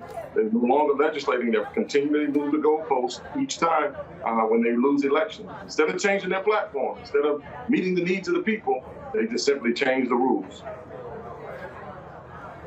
And again, we're not talking about them saying, hey, here, we could allow the Secretary of State to order new elections in all counties. No, it is specifically Harris County. They have been ticked off. People don't realize they got rid of straight ticket voting in Texas because they were angry that Democrats were winning in Harris County. So they outlawed straight ticket voting. That was, I think, 2017-18. Then all of a sudden they were angry with Harris County when they had drive-through voting. So all of the innovative ways they allow folks to vote during COVID. And not only that, the governor of Texas, Greg Abbott, was so nasty and despicable to Harris County and I forgot the name of the hurricane, but when that federal funding came in, he literally held back $1 billion to Harris County. Republicans in Texas literally are trying to bleed the county dry because they have rejected Republicans. Well, it's the fact that did they reject Republicans, or did they elect people that were more like-minded, or that people listened to them? And so when you saw the judges and how you saw the black girl magic with all of the black females that were elected countywide to be on the bench. When you see mayor and when you see county commissioners, so we're speaking to the people. And as I said, instead of speaking to the people, they simply want to move the goalposts. People are moving away from the Republican Party, but the Republicans, while they're in power, are trying to keep the power, grab it, change the rules, make rules applicable only to them, and they justify by saying, oh, well, Harris County ran out of paper at 1% of its voting polls. Well, the paper was only gone for 15 minutes.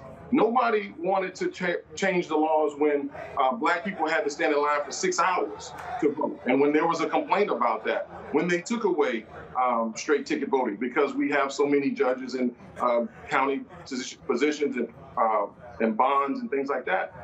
So yeah, it was going to be long to vote. And so they continue to put these obstacles in place simply to make it difficult to vote so that people get tired and say, well, I want to go vote. Republicans make it difficult to vote. And that's why Texas is the only state, and it is the hardest state to vote. And that's why our voter participation is always so low. And that is by design, because Republicans understand they cannot win when people show up to vote, because they're going to vote against their hateful rhetoric. They're going to vote against their horrible legislation because it just doesn't work for the people of Texas any longer.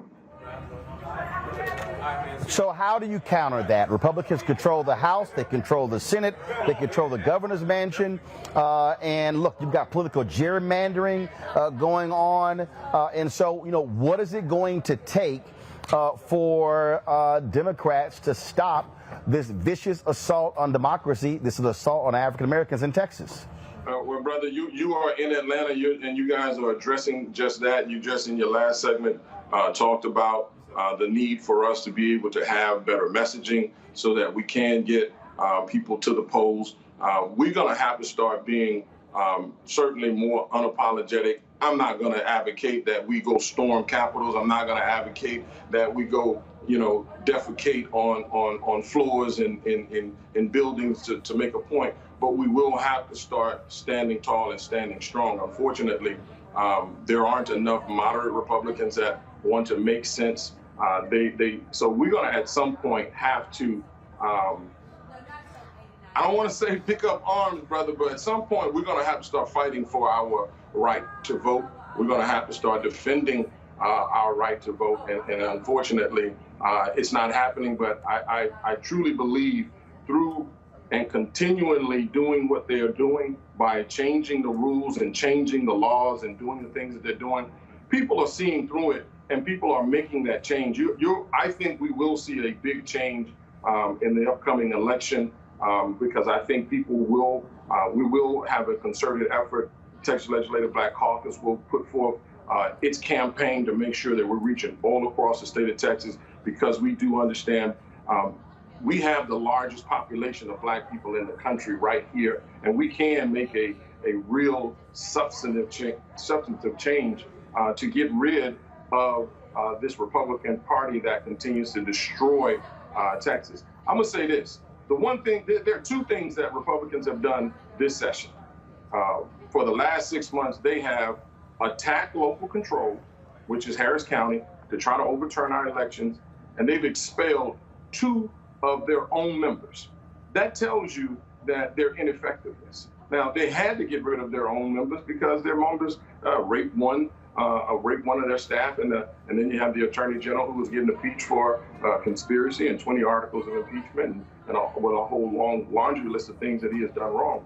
And so these things are inevitable, and it's all coming to light, and people are seeing it. We just have to stay on message to make sure that we continue to let the people know this type of party, this type of politics cannot work in this state, certainly can't work in this country. And the only way that we're going to protect and save ourselves is by getting out to vote against this type of harmful, hateful legislation and a body that wants to overlook the people and the desires of the people and what the people are asking for. They're even ignoring their own people and pandering to a very minority of people in this country that are that want to overturn this country and make it white again, and only white. Representative Jarvis Johnson, we appreciate it. Thanks a lot. Appreciate you, brother. Keep up the good work. Thank you, sir. Well, Scott, I want to start with you.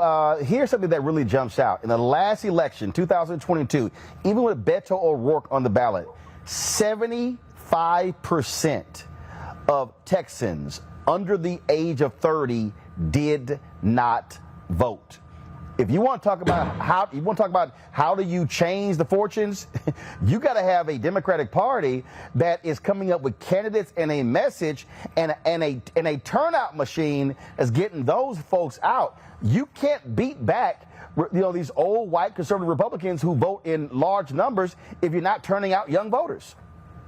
Yeah, the panelists you had in the program behind you that's based out of Georgia, many of them based out of Georgia, they need to move those operations or build an organization in Texas, because otherwise elections matter. Results of the elections matter. And Texas and Florida, Democrats are just getting killed down there.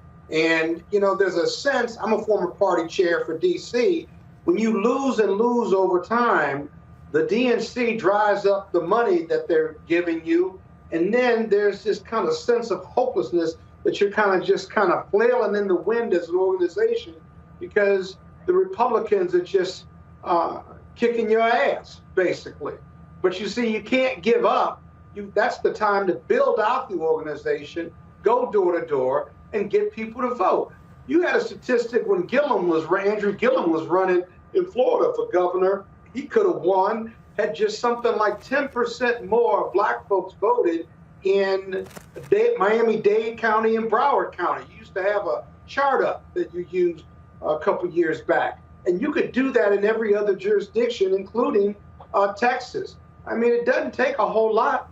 We just need black people, and we're reaching them and what have you, but you just need black people to make it a priority and commit to the commitment of voting. And we just don't have, we've got the message, but we just don't have the implementation. And I'm really tired of talking about it, because all black people got to do is get up and go vote. It's that simple.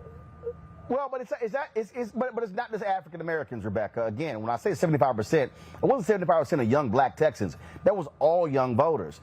Scott makes a great point when he talks about money drying up. But look, here's one of the things that happened when Obama was president. Many people thought, because you had a competitive primary in Texas, between Hillary Clinton and Barack Obama, and you were going to see this increase in attention and focus. Well, it didn't happen. What happened was Obama would fly into Texas, have massive fundraisers, raise millions of dollars in Houston, Dallas, and Austin, and then fly back out. What you have to have is you got to keep that money in state. What is absolutely needed, you got to have, obviously from a political party perspective, you got to have a strong infrastructure in Florida, in Texas, in these places. But going back to the black point where Scott was raising, this is where we are going to have to recognize, hey, what is our power? Louisiana, a third of that state is black, yet folks are not turning out. We have to be saying, how do we fund our own political infrastructure that's not for, let me be real clear here, that's not for the benefit of the Democratic Party, but for the benefit of black people, which actually might mean voting Democratic to keep Republicans from passing bills that greatly impact and hurt us. So I want to provide some context here. So even with you referencing, I think you're referencing the 2008 primary in Texas and some of that voter turnout. If that's what you're referencing between Obama and Hillary Clinton, a couple of things to point out about what happened in 2008. That was the year that Texas did their two-step, where they did a caucus and then they also did a primary election. And many of the voters were very confused and didn't know which one do they show up at? Do they show up at both? What counts, what doesn't count? So I want to provide that context. But also to Scott's point, Rebecca, hold on, Rebecca, the two-step still goes on. But what happened was, I remember being on the set of CNN that night, and my parents called me. The voting location at the elementary school, they told me that cars, even for the Texas two-step, cars were parked. They were parked on the side of the freeway, which was half a mile away. So the point I'm making is there was this is what Texas Democrats thought. They were like, oh my God, we had such massive enthusiasm. They thought there was going to be this big restructuring of the party in the state. What happened was Obama barely came to the state, took the money, didn't build an infrastructure. So what I'm talking about is infrastructure. You cannot win unless you build infrastructure. Yes. So I'm going to also say this in taking off my hat as Vice President of Fair Elections Center, but talk about, the 20 years prior when I've done a lot of political work and a lot of partisan work. And you're right. State parties do have to do a better job. National parties, county parties have to do a better job with infrastructure. If we're talking, we were talking even Florida as an example. Florida is a state that's very confusing to Democrat voters or even infrequent Democrat voters because you have the state party, you have the county party, you have the Democratic Club that's in each of the counties, and then you have the Democrat Women's Auxiliary Committee. And so you literally have like 4 different layers of Democrat political party, and becomes quite confusing with figuring out where does funding go, which candidates get supported, or where do volunteers or like a casual person who might want to get a part of the process on the Democratic side of Florida. So Florida has its uniqueness. And when you take a candidate like Gillum in 2018, he has to be able to work with all 4 of those layers of the various party apparatus. And that's before you even get to the national party trying to participate in Florida. So I will say context matters. But finally, my biggest point I want to make is I'm not going to just blame Black voters and say Black voters don't want to show up. Even in Louisiana, where Louisiana is 1/3 Black, understanding just because the population is 1/3 Black or voting age population doesn't mean that they're eligible to vote. We could look at Tennessee as an example, where 1 out of 5 voting age Black folks in Tennessee are ineligible to vote because of a prior felony conviction. So there's other things that are also going on that makes it harder for Blacks to be able to turn out and vote. The thing, though, to Ron, that's happening in Louisiana, it literally is what you heard the panel describe. Folks have checked out. When Desmond Meade talked about some 800,000 African Americans, I think he said 900,000 or a million Latinos simply just not voting in Florida. That's what we've seen in Louisiana. Gary Chambers, when he ran for the U.S. Senate, he actually showed those particular numbers, how even in early voting, it was like 28 and 30 and 32%. Like total electorate. In many of the places in Louisiana, they weren't even hitting 50%. When he and I talked, what we talked about was what you did not have in Louisiana is what you have in Georgia. You have third-party organizations who are on the ground, who are mobilizing and organizing. You heard Cliff Albright talk about what they're being doing in Mississippi. They saw what happened when Mike Espy lost by 65,000 votes to Cindy Hyde-Smith in 2018 for the United States Senate to fill the expired term of Thad Cochran. And guess what? It was more than 100,000 Black people who were eligible to vote in Mississippi, but who did not vote. And so if we're talking about how do we slow down, how do we win elections, how do we change what Republicans are doing, we have to say, you know what? We cannot depend on a party.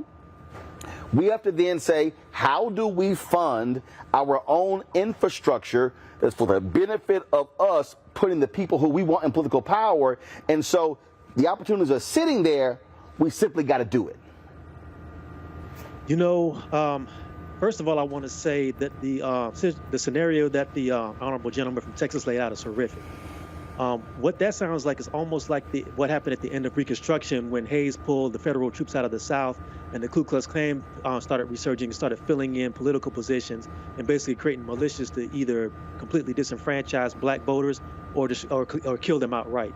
Now, to your point that you just made about elections and the fact that a lot of people check out of them, we have to start looking at elections from a standpoint of pulling out these old hidebound ideas of people getting hit with dogs and water hoses and stuff like that. We know that history, but people who are young and who are trying to understand the way politics works in the present day, frankly, they're tired of it, and you can't really blame them for being tired of it. There's only they've had 3 or 4 generations of hearing church hymns and seeing MLK slogans and speeches and everything. You have to go to where the people are, like the panel said earlier that you were in Atlanta talking about. You have to go where they are. You have to find out what they're passionate about, what their everyday concerns are, and show them how voting is going to affect their daily lives. You can't scare people into voting anymore. You can't bully people into voting anymore. You have to tell them what they have at stake, and you have to be willing to listen to what their concerns are instead of condescending to them and telling them you need to vote because of this. People who go through these things every day know what they're dealing with, and they can tell you as well, and then you can craft your messaging that way. Now, what I do want to ask is, as far as the situation in Texas, my question is, how come the National Party isn't on the ground and putting that message in everybody's face nationwide to contribute to helping them build an infrastructure? Because that is horrific. what the gentleman laid out is horrific. That's voter disenfranchisement, that's voter intimidation, and that flies directly in the face of the Voting Rights Act. So how come they're not on the ground on top of that? Why is the Department of Justice suing Texas as a result? I can tell you this, Harris County officials have made it clear they are going to sue the state of Texas once this bill is signed into law. But you're absolutely right. This is the kind of thing that should be fought. Not sure why the Department of Justice has not been far more aggressive when it comes to going after these sort of cases where they said they would. So we'll actually see what happens. So we'll hit the DOJ and see what they say. Gotta go to a break. We come back. We'll tell you about a new initiative in Minnesota when it comes to missing African Americans. You're watching Roland Martin Unfiltered right here on the Black Star Network. When you talk about blackness and what happens in black culture, we're about covering these things that matter to us, speaking to our issues and concerns. This is a genuine people-powered movement. There's a lot of stuff that we're not getting. You get it, and you spread the word. We wish to plead our own cause. Too long have others spoken for us. We cannot tell our own story if we can't pay for it. This is about covering us. Invest in black-owned media. Your dollars matter. We don't have to keep asking them to cover our stuff. So please support us in what we do, folks. We want to hit 2,000 people, $50 this month, raise $100,000. We're behind 100,000, so we want to hit that. Y'all money makes this possible.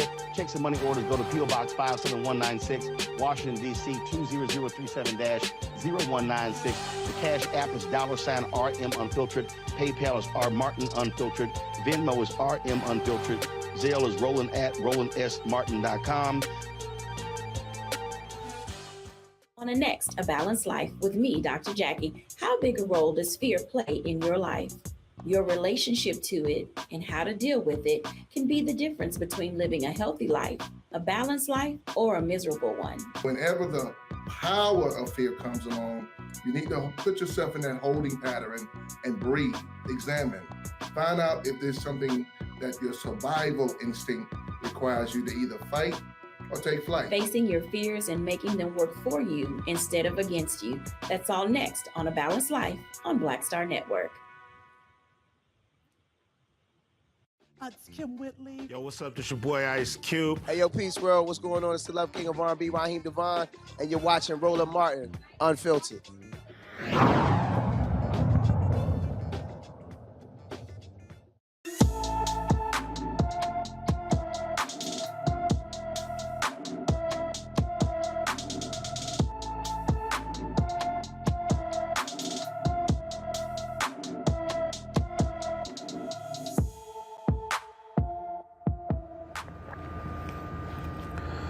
Deja Johnson has been missing from Minneapolis since February 18th. The 16-year-old is 5 feet, 7 inches tall, weighs 150 pounds, with black hair and brown eyes.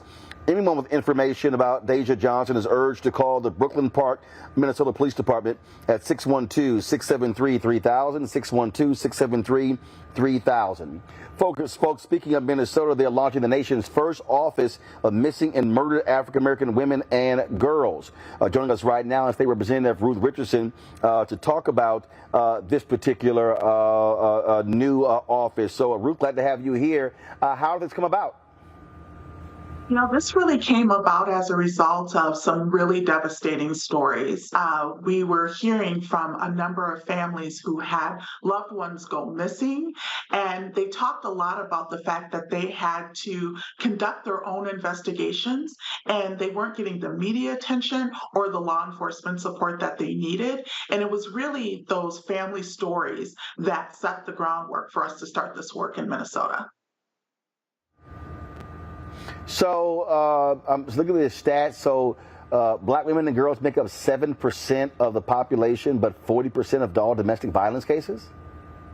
Yeah, there are so many disturbing statistics when we think about this office for missing and murdered Black women and girls in Minnesota. Black women are less than 8% of the population, but they make up 40% of the reported domestic violence cases. And I would note that those are the reported cases, so it's likely even higher when you take into account the cases that are not reported. We also know that in Minnesota, Black women are 3 times more likely to be killed by homicide as well. And it's really startling that we don't even know the full number of Black women and girls who are missing in Minnesota or across the nation. Nationally, the estimates are anywhere between 64,000 and 75,000. So exactly what is this office going to do? So the office is going to do a number of things. One, it's going to be a support for families that are facing cold cases. In the last 2 years, cold cases related to homicides involving Black women have increased 89%. So when you think about that increase in cold cases, and also recognizing that for missing person cases involving Black women and girls stay open 4 times longer than other cases. So being able to have a support for families to be able to have a bridge to law enforcement and the media to help to resolve cold cases is going to be an important component of the office. The office is also going to be focused on prevention efforts, and there'll be funding that will be granted out through the office to community-based organizations that are working and deeply connected within community around youth issues, and also to address issues related to domestic violence, intimate partner violence, and also ensuring that there's support around addressing human trafficking, both labor and sexual exploitation. All right, Representative Ruth Richardson, we appreciate it. Thanks a lot. Thank you. Run, we're seeing how Black legislators are using their power to do things in California. Senator Bradford is putting forth a bill that would basically create an Amber Alert for Black and brown girls. I mean, you know, look, I mean, when we talk about disparity, look, either you do something about the disparity, or we just talk about, or we just keep talking about it. This is great what they're doing in Minnesota, trying to address the problem.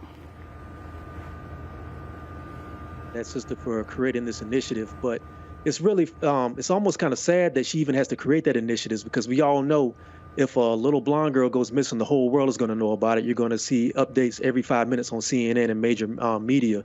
My question is, and what's interesting to me is, I don't understand how you can put one child's life and give that more priority over another child's life. A child is a child, and a missing child is a missing child, and they deserve to have every resource that's available to find these children.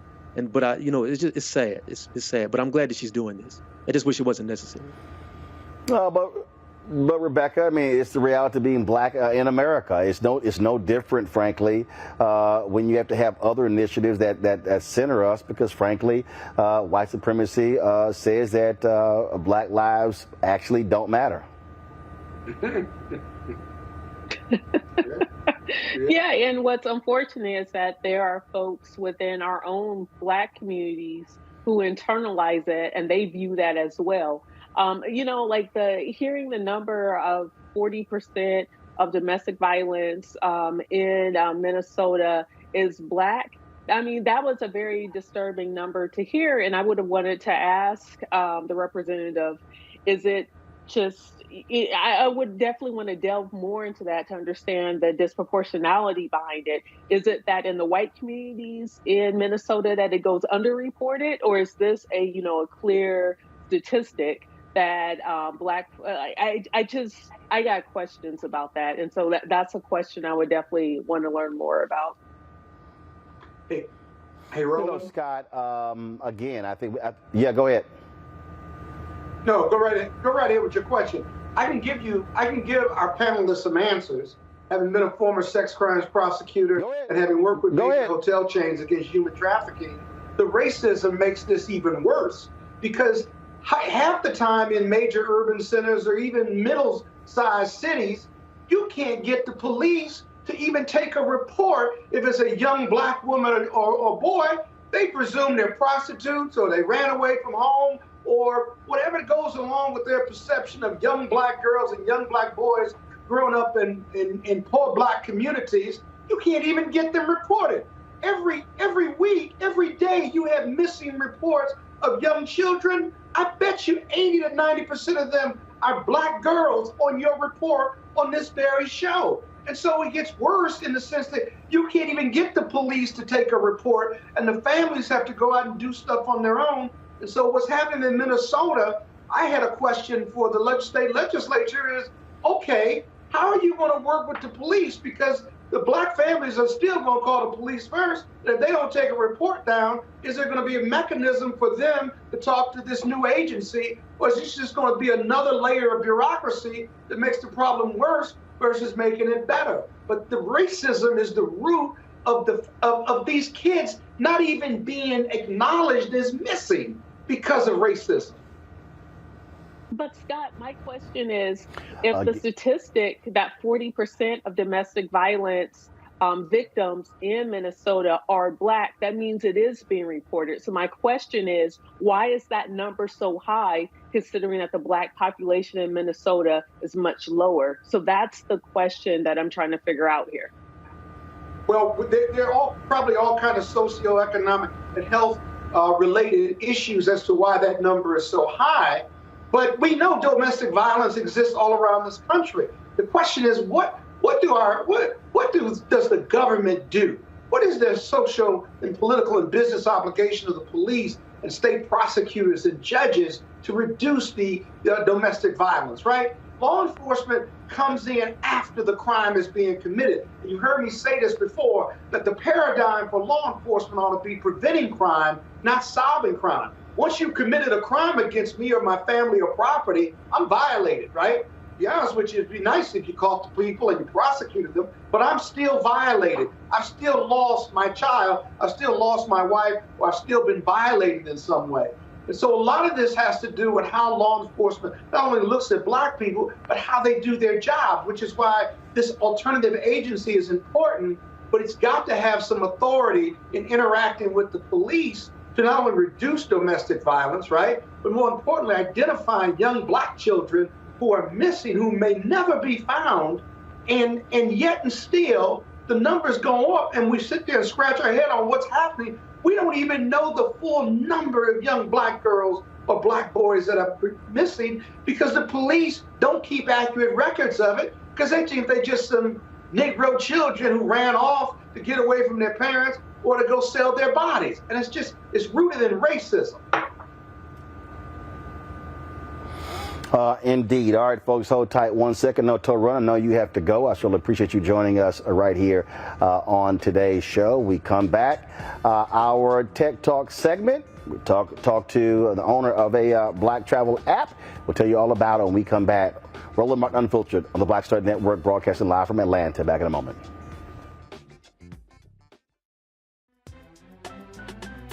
I'm Faraji Muhammad, live from LA. And this is The Culture. The Culture is a two-way conversation. You and me. We talk about the stories, politics, the good, the bad, and the downright ugly. So join our community every day at 3 p.m. Eastern and let your voice be heard. Hey, we're all in this together. So let's talk about it and see what kind of trouble we can get into. It's The Culture, weekdays at 3, only on the Black Star Network. When you talk about blackness and what happens in black culture, we're about covering these things that matter to us, speaking to our issues and concerns. This is a genuine people-powered movement. There's a lot of stuff that we're not getting. You get it, and you spread the word. We wish to plead our own cause. Too long have others spoken for us. We cannot tell our own story if we can't pay for it. This is about covering us. Invest in black-owned media. Your dollars matter. We don't have to keep asking them to cover our stuff. So please support us in what we do, folks. We want to hit 2,000 people, $50 this month, raise $100,000. We're behind 100,000, so we want to hit that. Y'all money makes this possible. Check some money orders. Go to P.O. Box 57196, Washington, D.C. 20037-0196. The Cash App is $RM Unfiltered. PayPal is R Martin Unfiltered. Venmo is RM Unfiltered. Zelle is Roland at RolandSMartin.com. My name is Charlie Wilson. Hi, I'm Sally Richardson Whitfield. And I'm Dondre Whitfield. Hey, everybody, this is your man, Fred Hammond, and you're watching Roland Martin, my man, Unfiltered.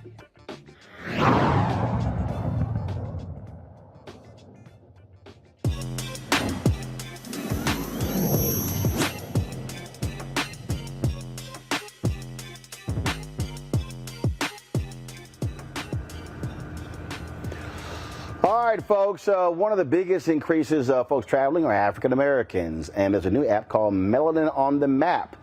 My next guest actually launched this particular app to help folks, offer them travel tips as they are traveling abroad. Ashley McDonough, she joins us right now. Ashley, glad to have you on the show, joining us from Los Angeles. And so, what happened here? Were you going somewhere and you couldn't find enough good, fun stuff for black folks, and you like, there's got to be a way to fix this?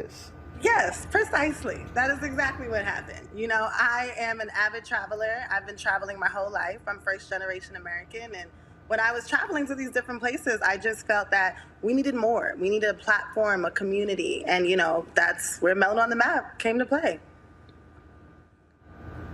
And so, what areas do you cover in terms of, is it U.S. based, is it Caribbean, or is it all over? Yeah, so it's worldwide. I am U.S. based. I mean, kind of, because I'm traveling always, but we are worldwide. We travel internationally, domestically. We kind of do a number of things, mainly, of course, creating these experiences for other like-minded travel lovers of color, but also showing them how to monetize travel, so internationally as well. And when you say monetize travel, what do you mean? Yeah, so we show the everyday travel consumer how to not just be a consumer, but actually make money from the trillion-dollar industry. So we show people how to build brands, show them how to create group trips, retreats, show them how to become travel agents, whatever makes sense to them in their own individual niche. Gotcha. All right. I got some other questions, but let's go to my panel. Rebecca, you first. Thank you so much for being on the show tonight. So I'm looking to book a trip to Montana because it's one of the 4 states I haven't been to yet. So Yes. is this an app for me? Montana! To put, yes, I've been to all but like the last 4 or 5 states. So yeah, I got to get to Montana, get to Big Sky Country. So my Yes. question is this app for me to plan that trip? Or is this app for me if I'm trying to be like a travelpreneur and try to, you know, focus on making money while traveling? Yes, so the beauty of Melanin on the Map is it's both. You know, you could book your own Montana trip and monetize that experience, but you can also join a community and we could also just book it for you. You know, it's really kind of up to you. We have an agency of over 500 travel agents who do specialize in just that, booking experiences for you if you don't necessarily want to go that travelpreneur route.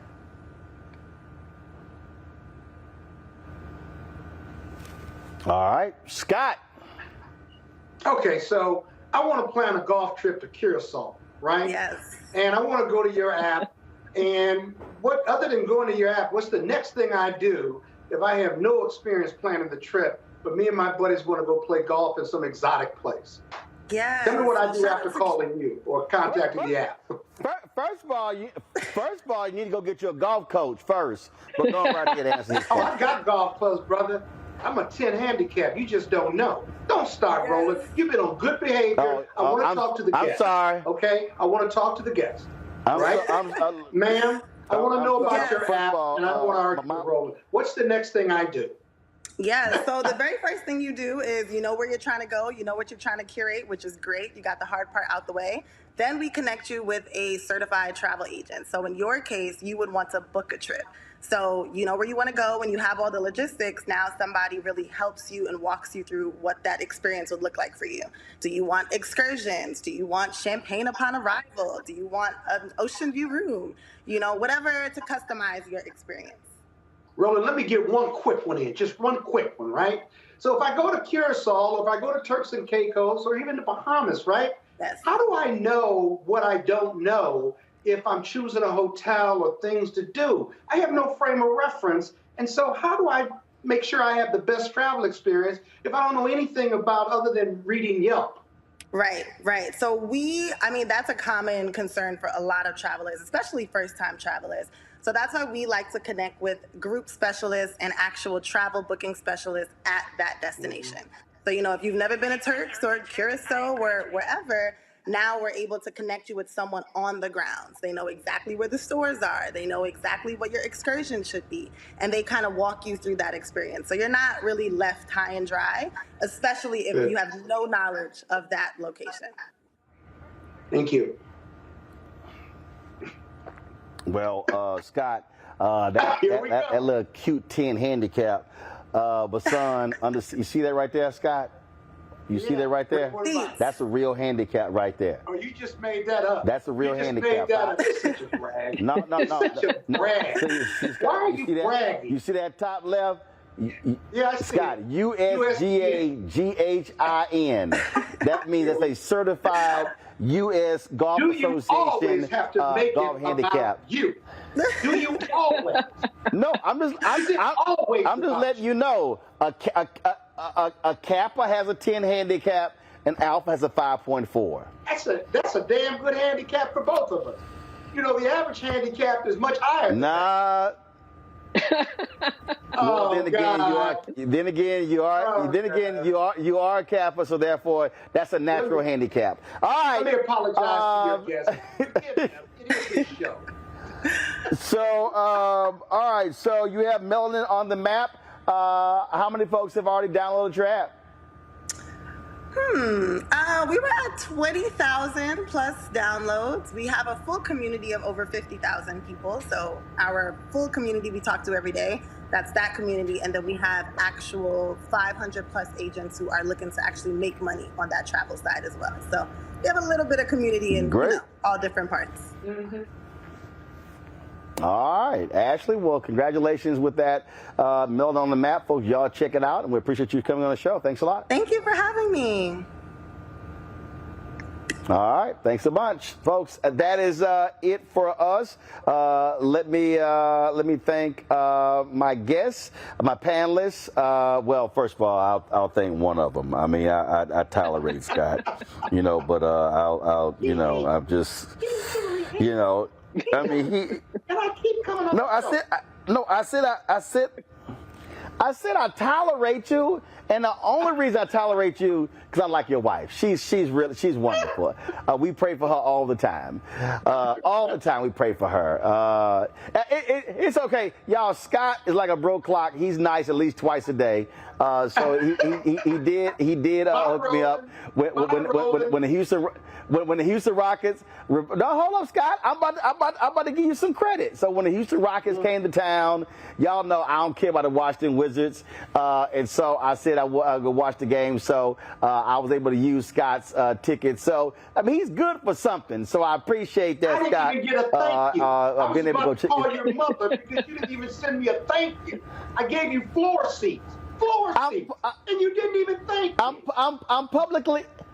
I did thank you. First of all, I thank you when you first said them. Thank you, Rebecca. I am. Look at me. Look in the camera. I am publicly. Thank you, Scott. I am publicly acknowledging. Acknowledging. Thank you. Thank you.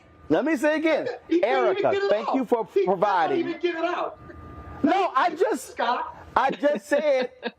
said, Erica Bolden, thank you so much for providing the tickets for me to go see the Rockets. See? So you should take credit for me thanking Erica. She didn't even pay for the tickets. What are you talking about? That was very gracious, Scott. I'm saying, tell your wife I appreciate it. Yeah, I will. I'll be sure to pass that. You know she watching. All right, y'all. I gotta go. Hey, we're gonna be live streaming some of the stuff here tomorrow from Atlanta, the National Coalition on Black Civic Participation. They of course lay out their action plans, and we streaming some stuff. Other stuff will be actually off-the-record conversations. So we appreciate the work that they're doing, and so I am here, and so we appreciate that. So go check out the live stream. And folks, don't forget to support us in what we do. Download the Black Star Network app. Apple phone, Android phone, Apple TV, Android TV, Roku, Amazon Fire TV, Xbox One, Samsung Smart TV. And of course, support us by joining our Brina Funk fan club. Our goal is to get 20,000 of our fans contributing on average $50 a year, $4.19 a month, 13 cents a day. And of course, you can give less, you can give more. Every dollar absolutely matters. And so send check and money orders, P.O. Box 57196, Washington, D.C., 20037-0196. Cash App, $RM Unfiltered. PayPal, R Martin Unfiltered. Venmo is RM Unfiltered. Zelle, Roland at RolandSMartin.com. Roland at RolandMartinUnfiltered.com. And don't forget a copy of my book. To get a copy of my book, White Fear, How the Browning of America is Making White Folks Lose Their Minds, available at bookstores nationwide. Download your copy on Audible. Get it at Amazon, Barnes & Noble. Folks, that's it. I'll see you tomorrow. Holla! Folks, Black Star Network is here. Hold no punches. I'm real revolutionary right now. Black power. Support this man, Black Media. He makes sure that our stories are told. Thank you for being the voice of Black America, Roland. Stay black. I love y'all. All momentum we have now, we have to keep this going. The video looks phenomenal. See, this difference between Black Star Network and Black-owned media and something like CNN. You can't be Black-owned media and be scared. It's time to be smart. Bring your eyeballs home. You dig? Pull up a chair. Take your seat. The Black Tape with me, Dr. Greg Carr, here on the Black Star Network. Every week, we'll take a deeper dive into the world we're living in. Join the conversation only on the Black Star Network. Hi, I'm Dr. Jackie Hood Martin, and I have a question for you. Ever feel as if your life is teetering and the weight and pressure of the world is consistently on your shoulders? Well, let me tell you, living a balanced life isn't easy. Join me each Tuesday on Black Star Network for A Balanced Life with Dr. Jackie. We're all impacted by the culture, whether we know it or not. From politics to music and entertainment, it's a huge part of our lives, and we're going to talk about it every day right here on The Culture with me, Faraji Muhammad, only on the Black Star Network. I'm Deborah Owens, America's Wealth Coach, and my new show, Get Wealthy, focuses on the things that your financial advisor and bank isn't telling you, but you absolutely need to know. So watch Get Wealthy on the Black Star Network.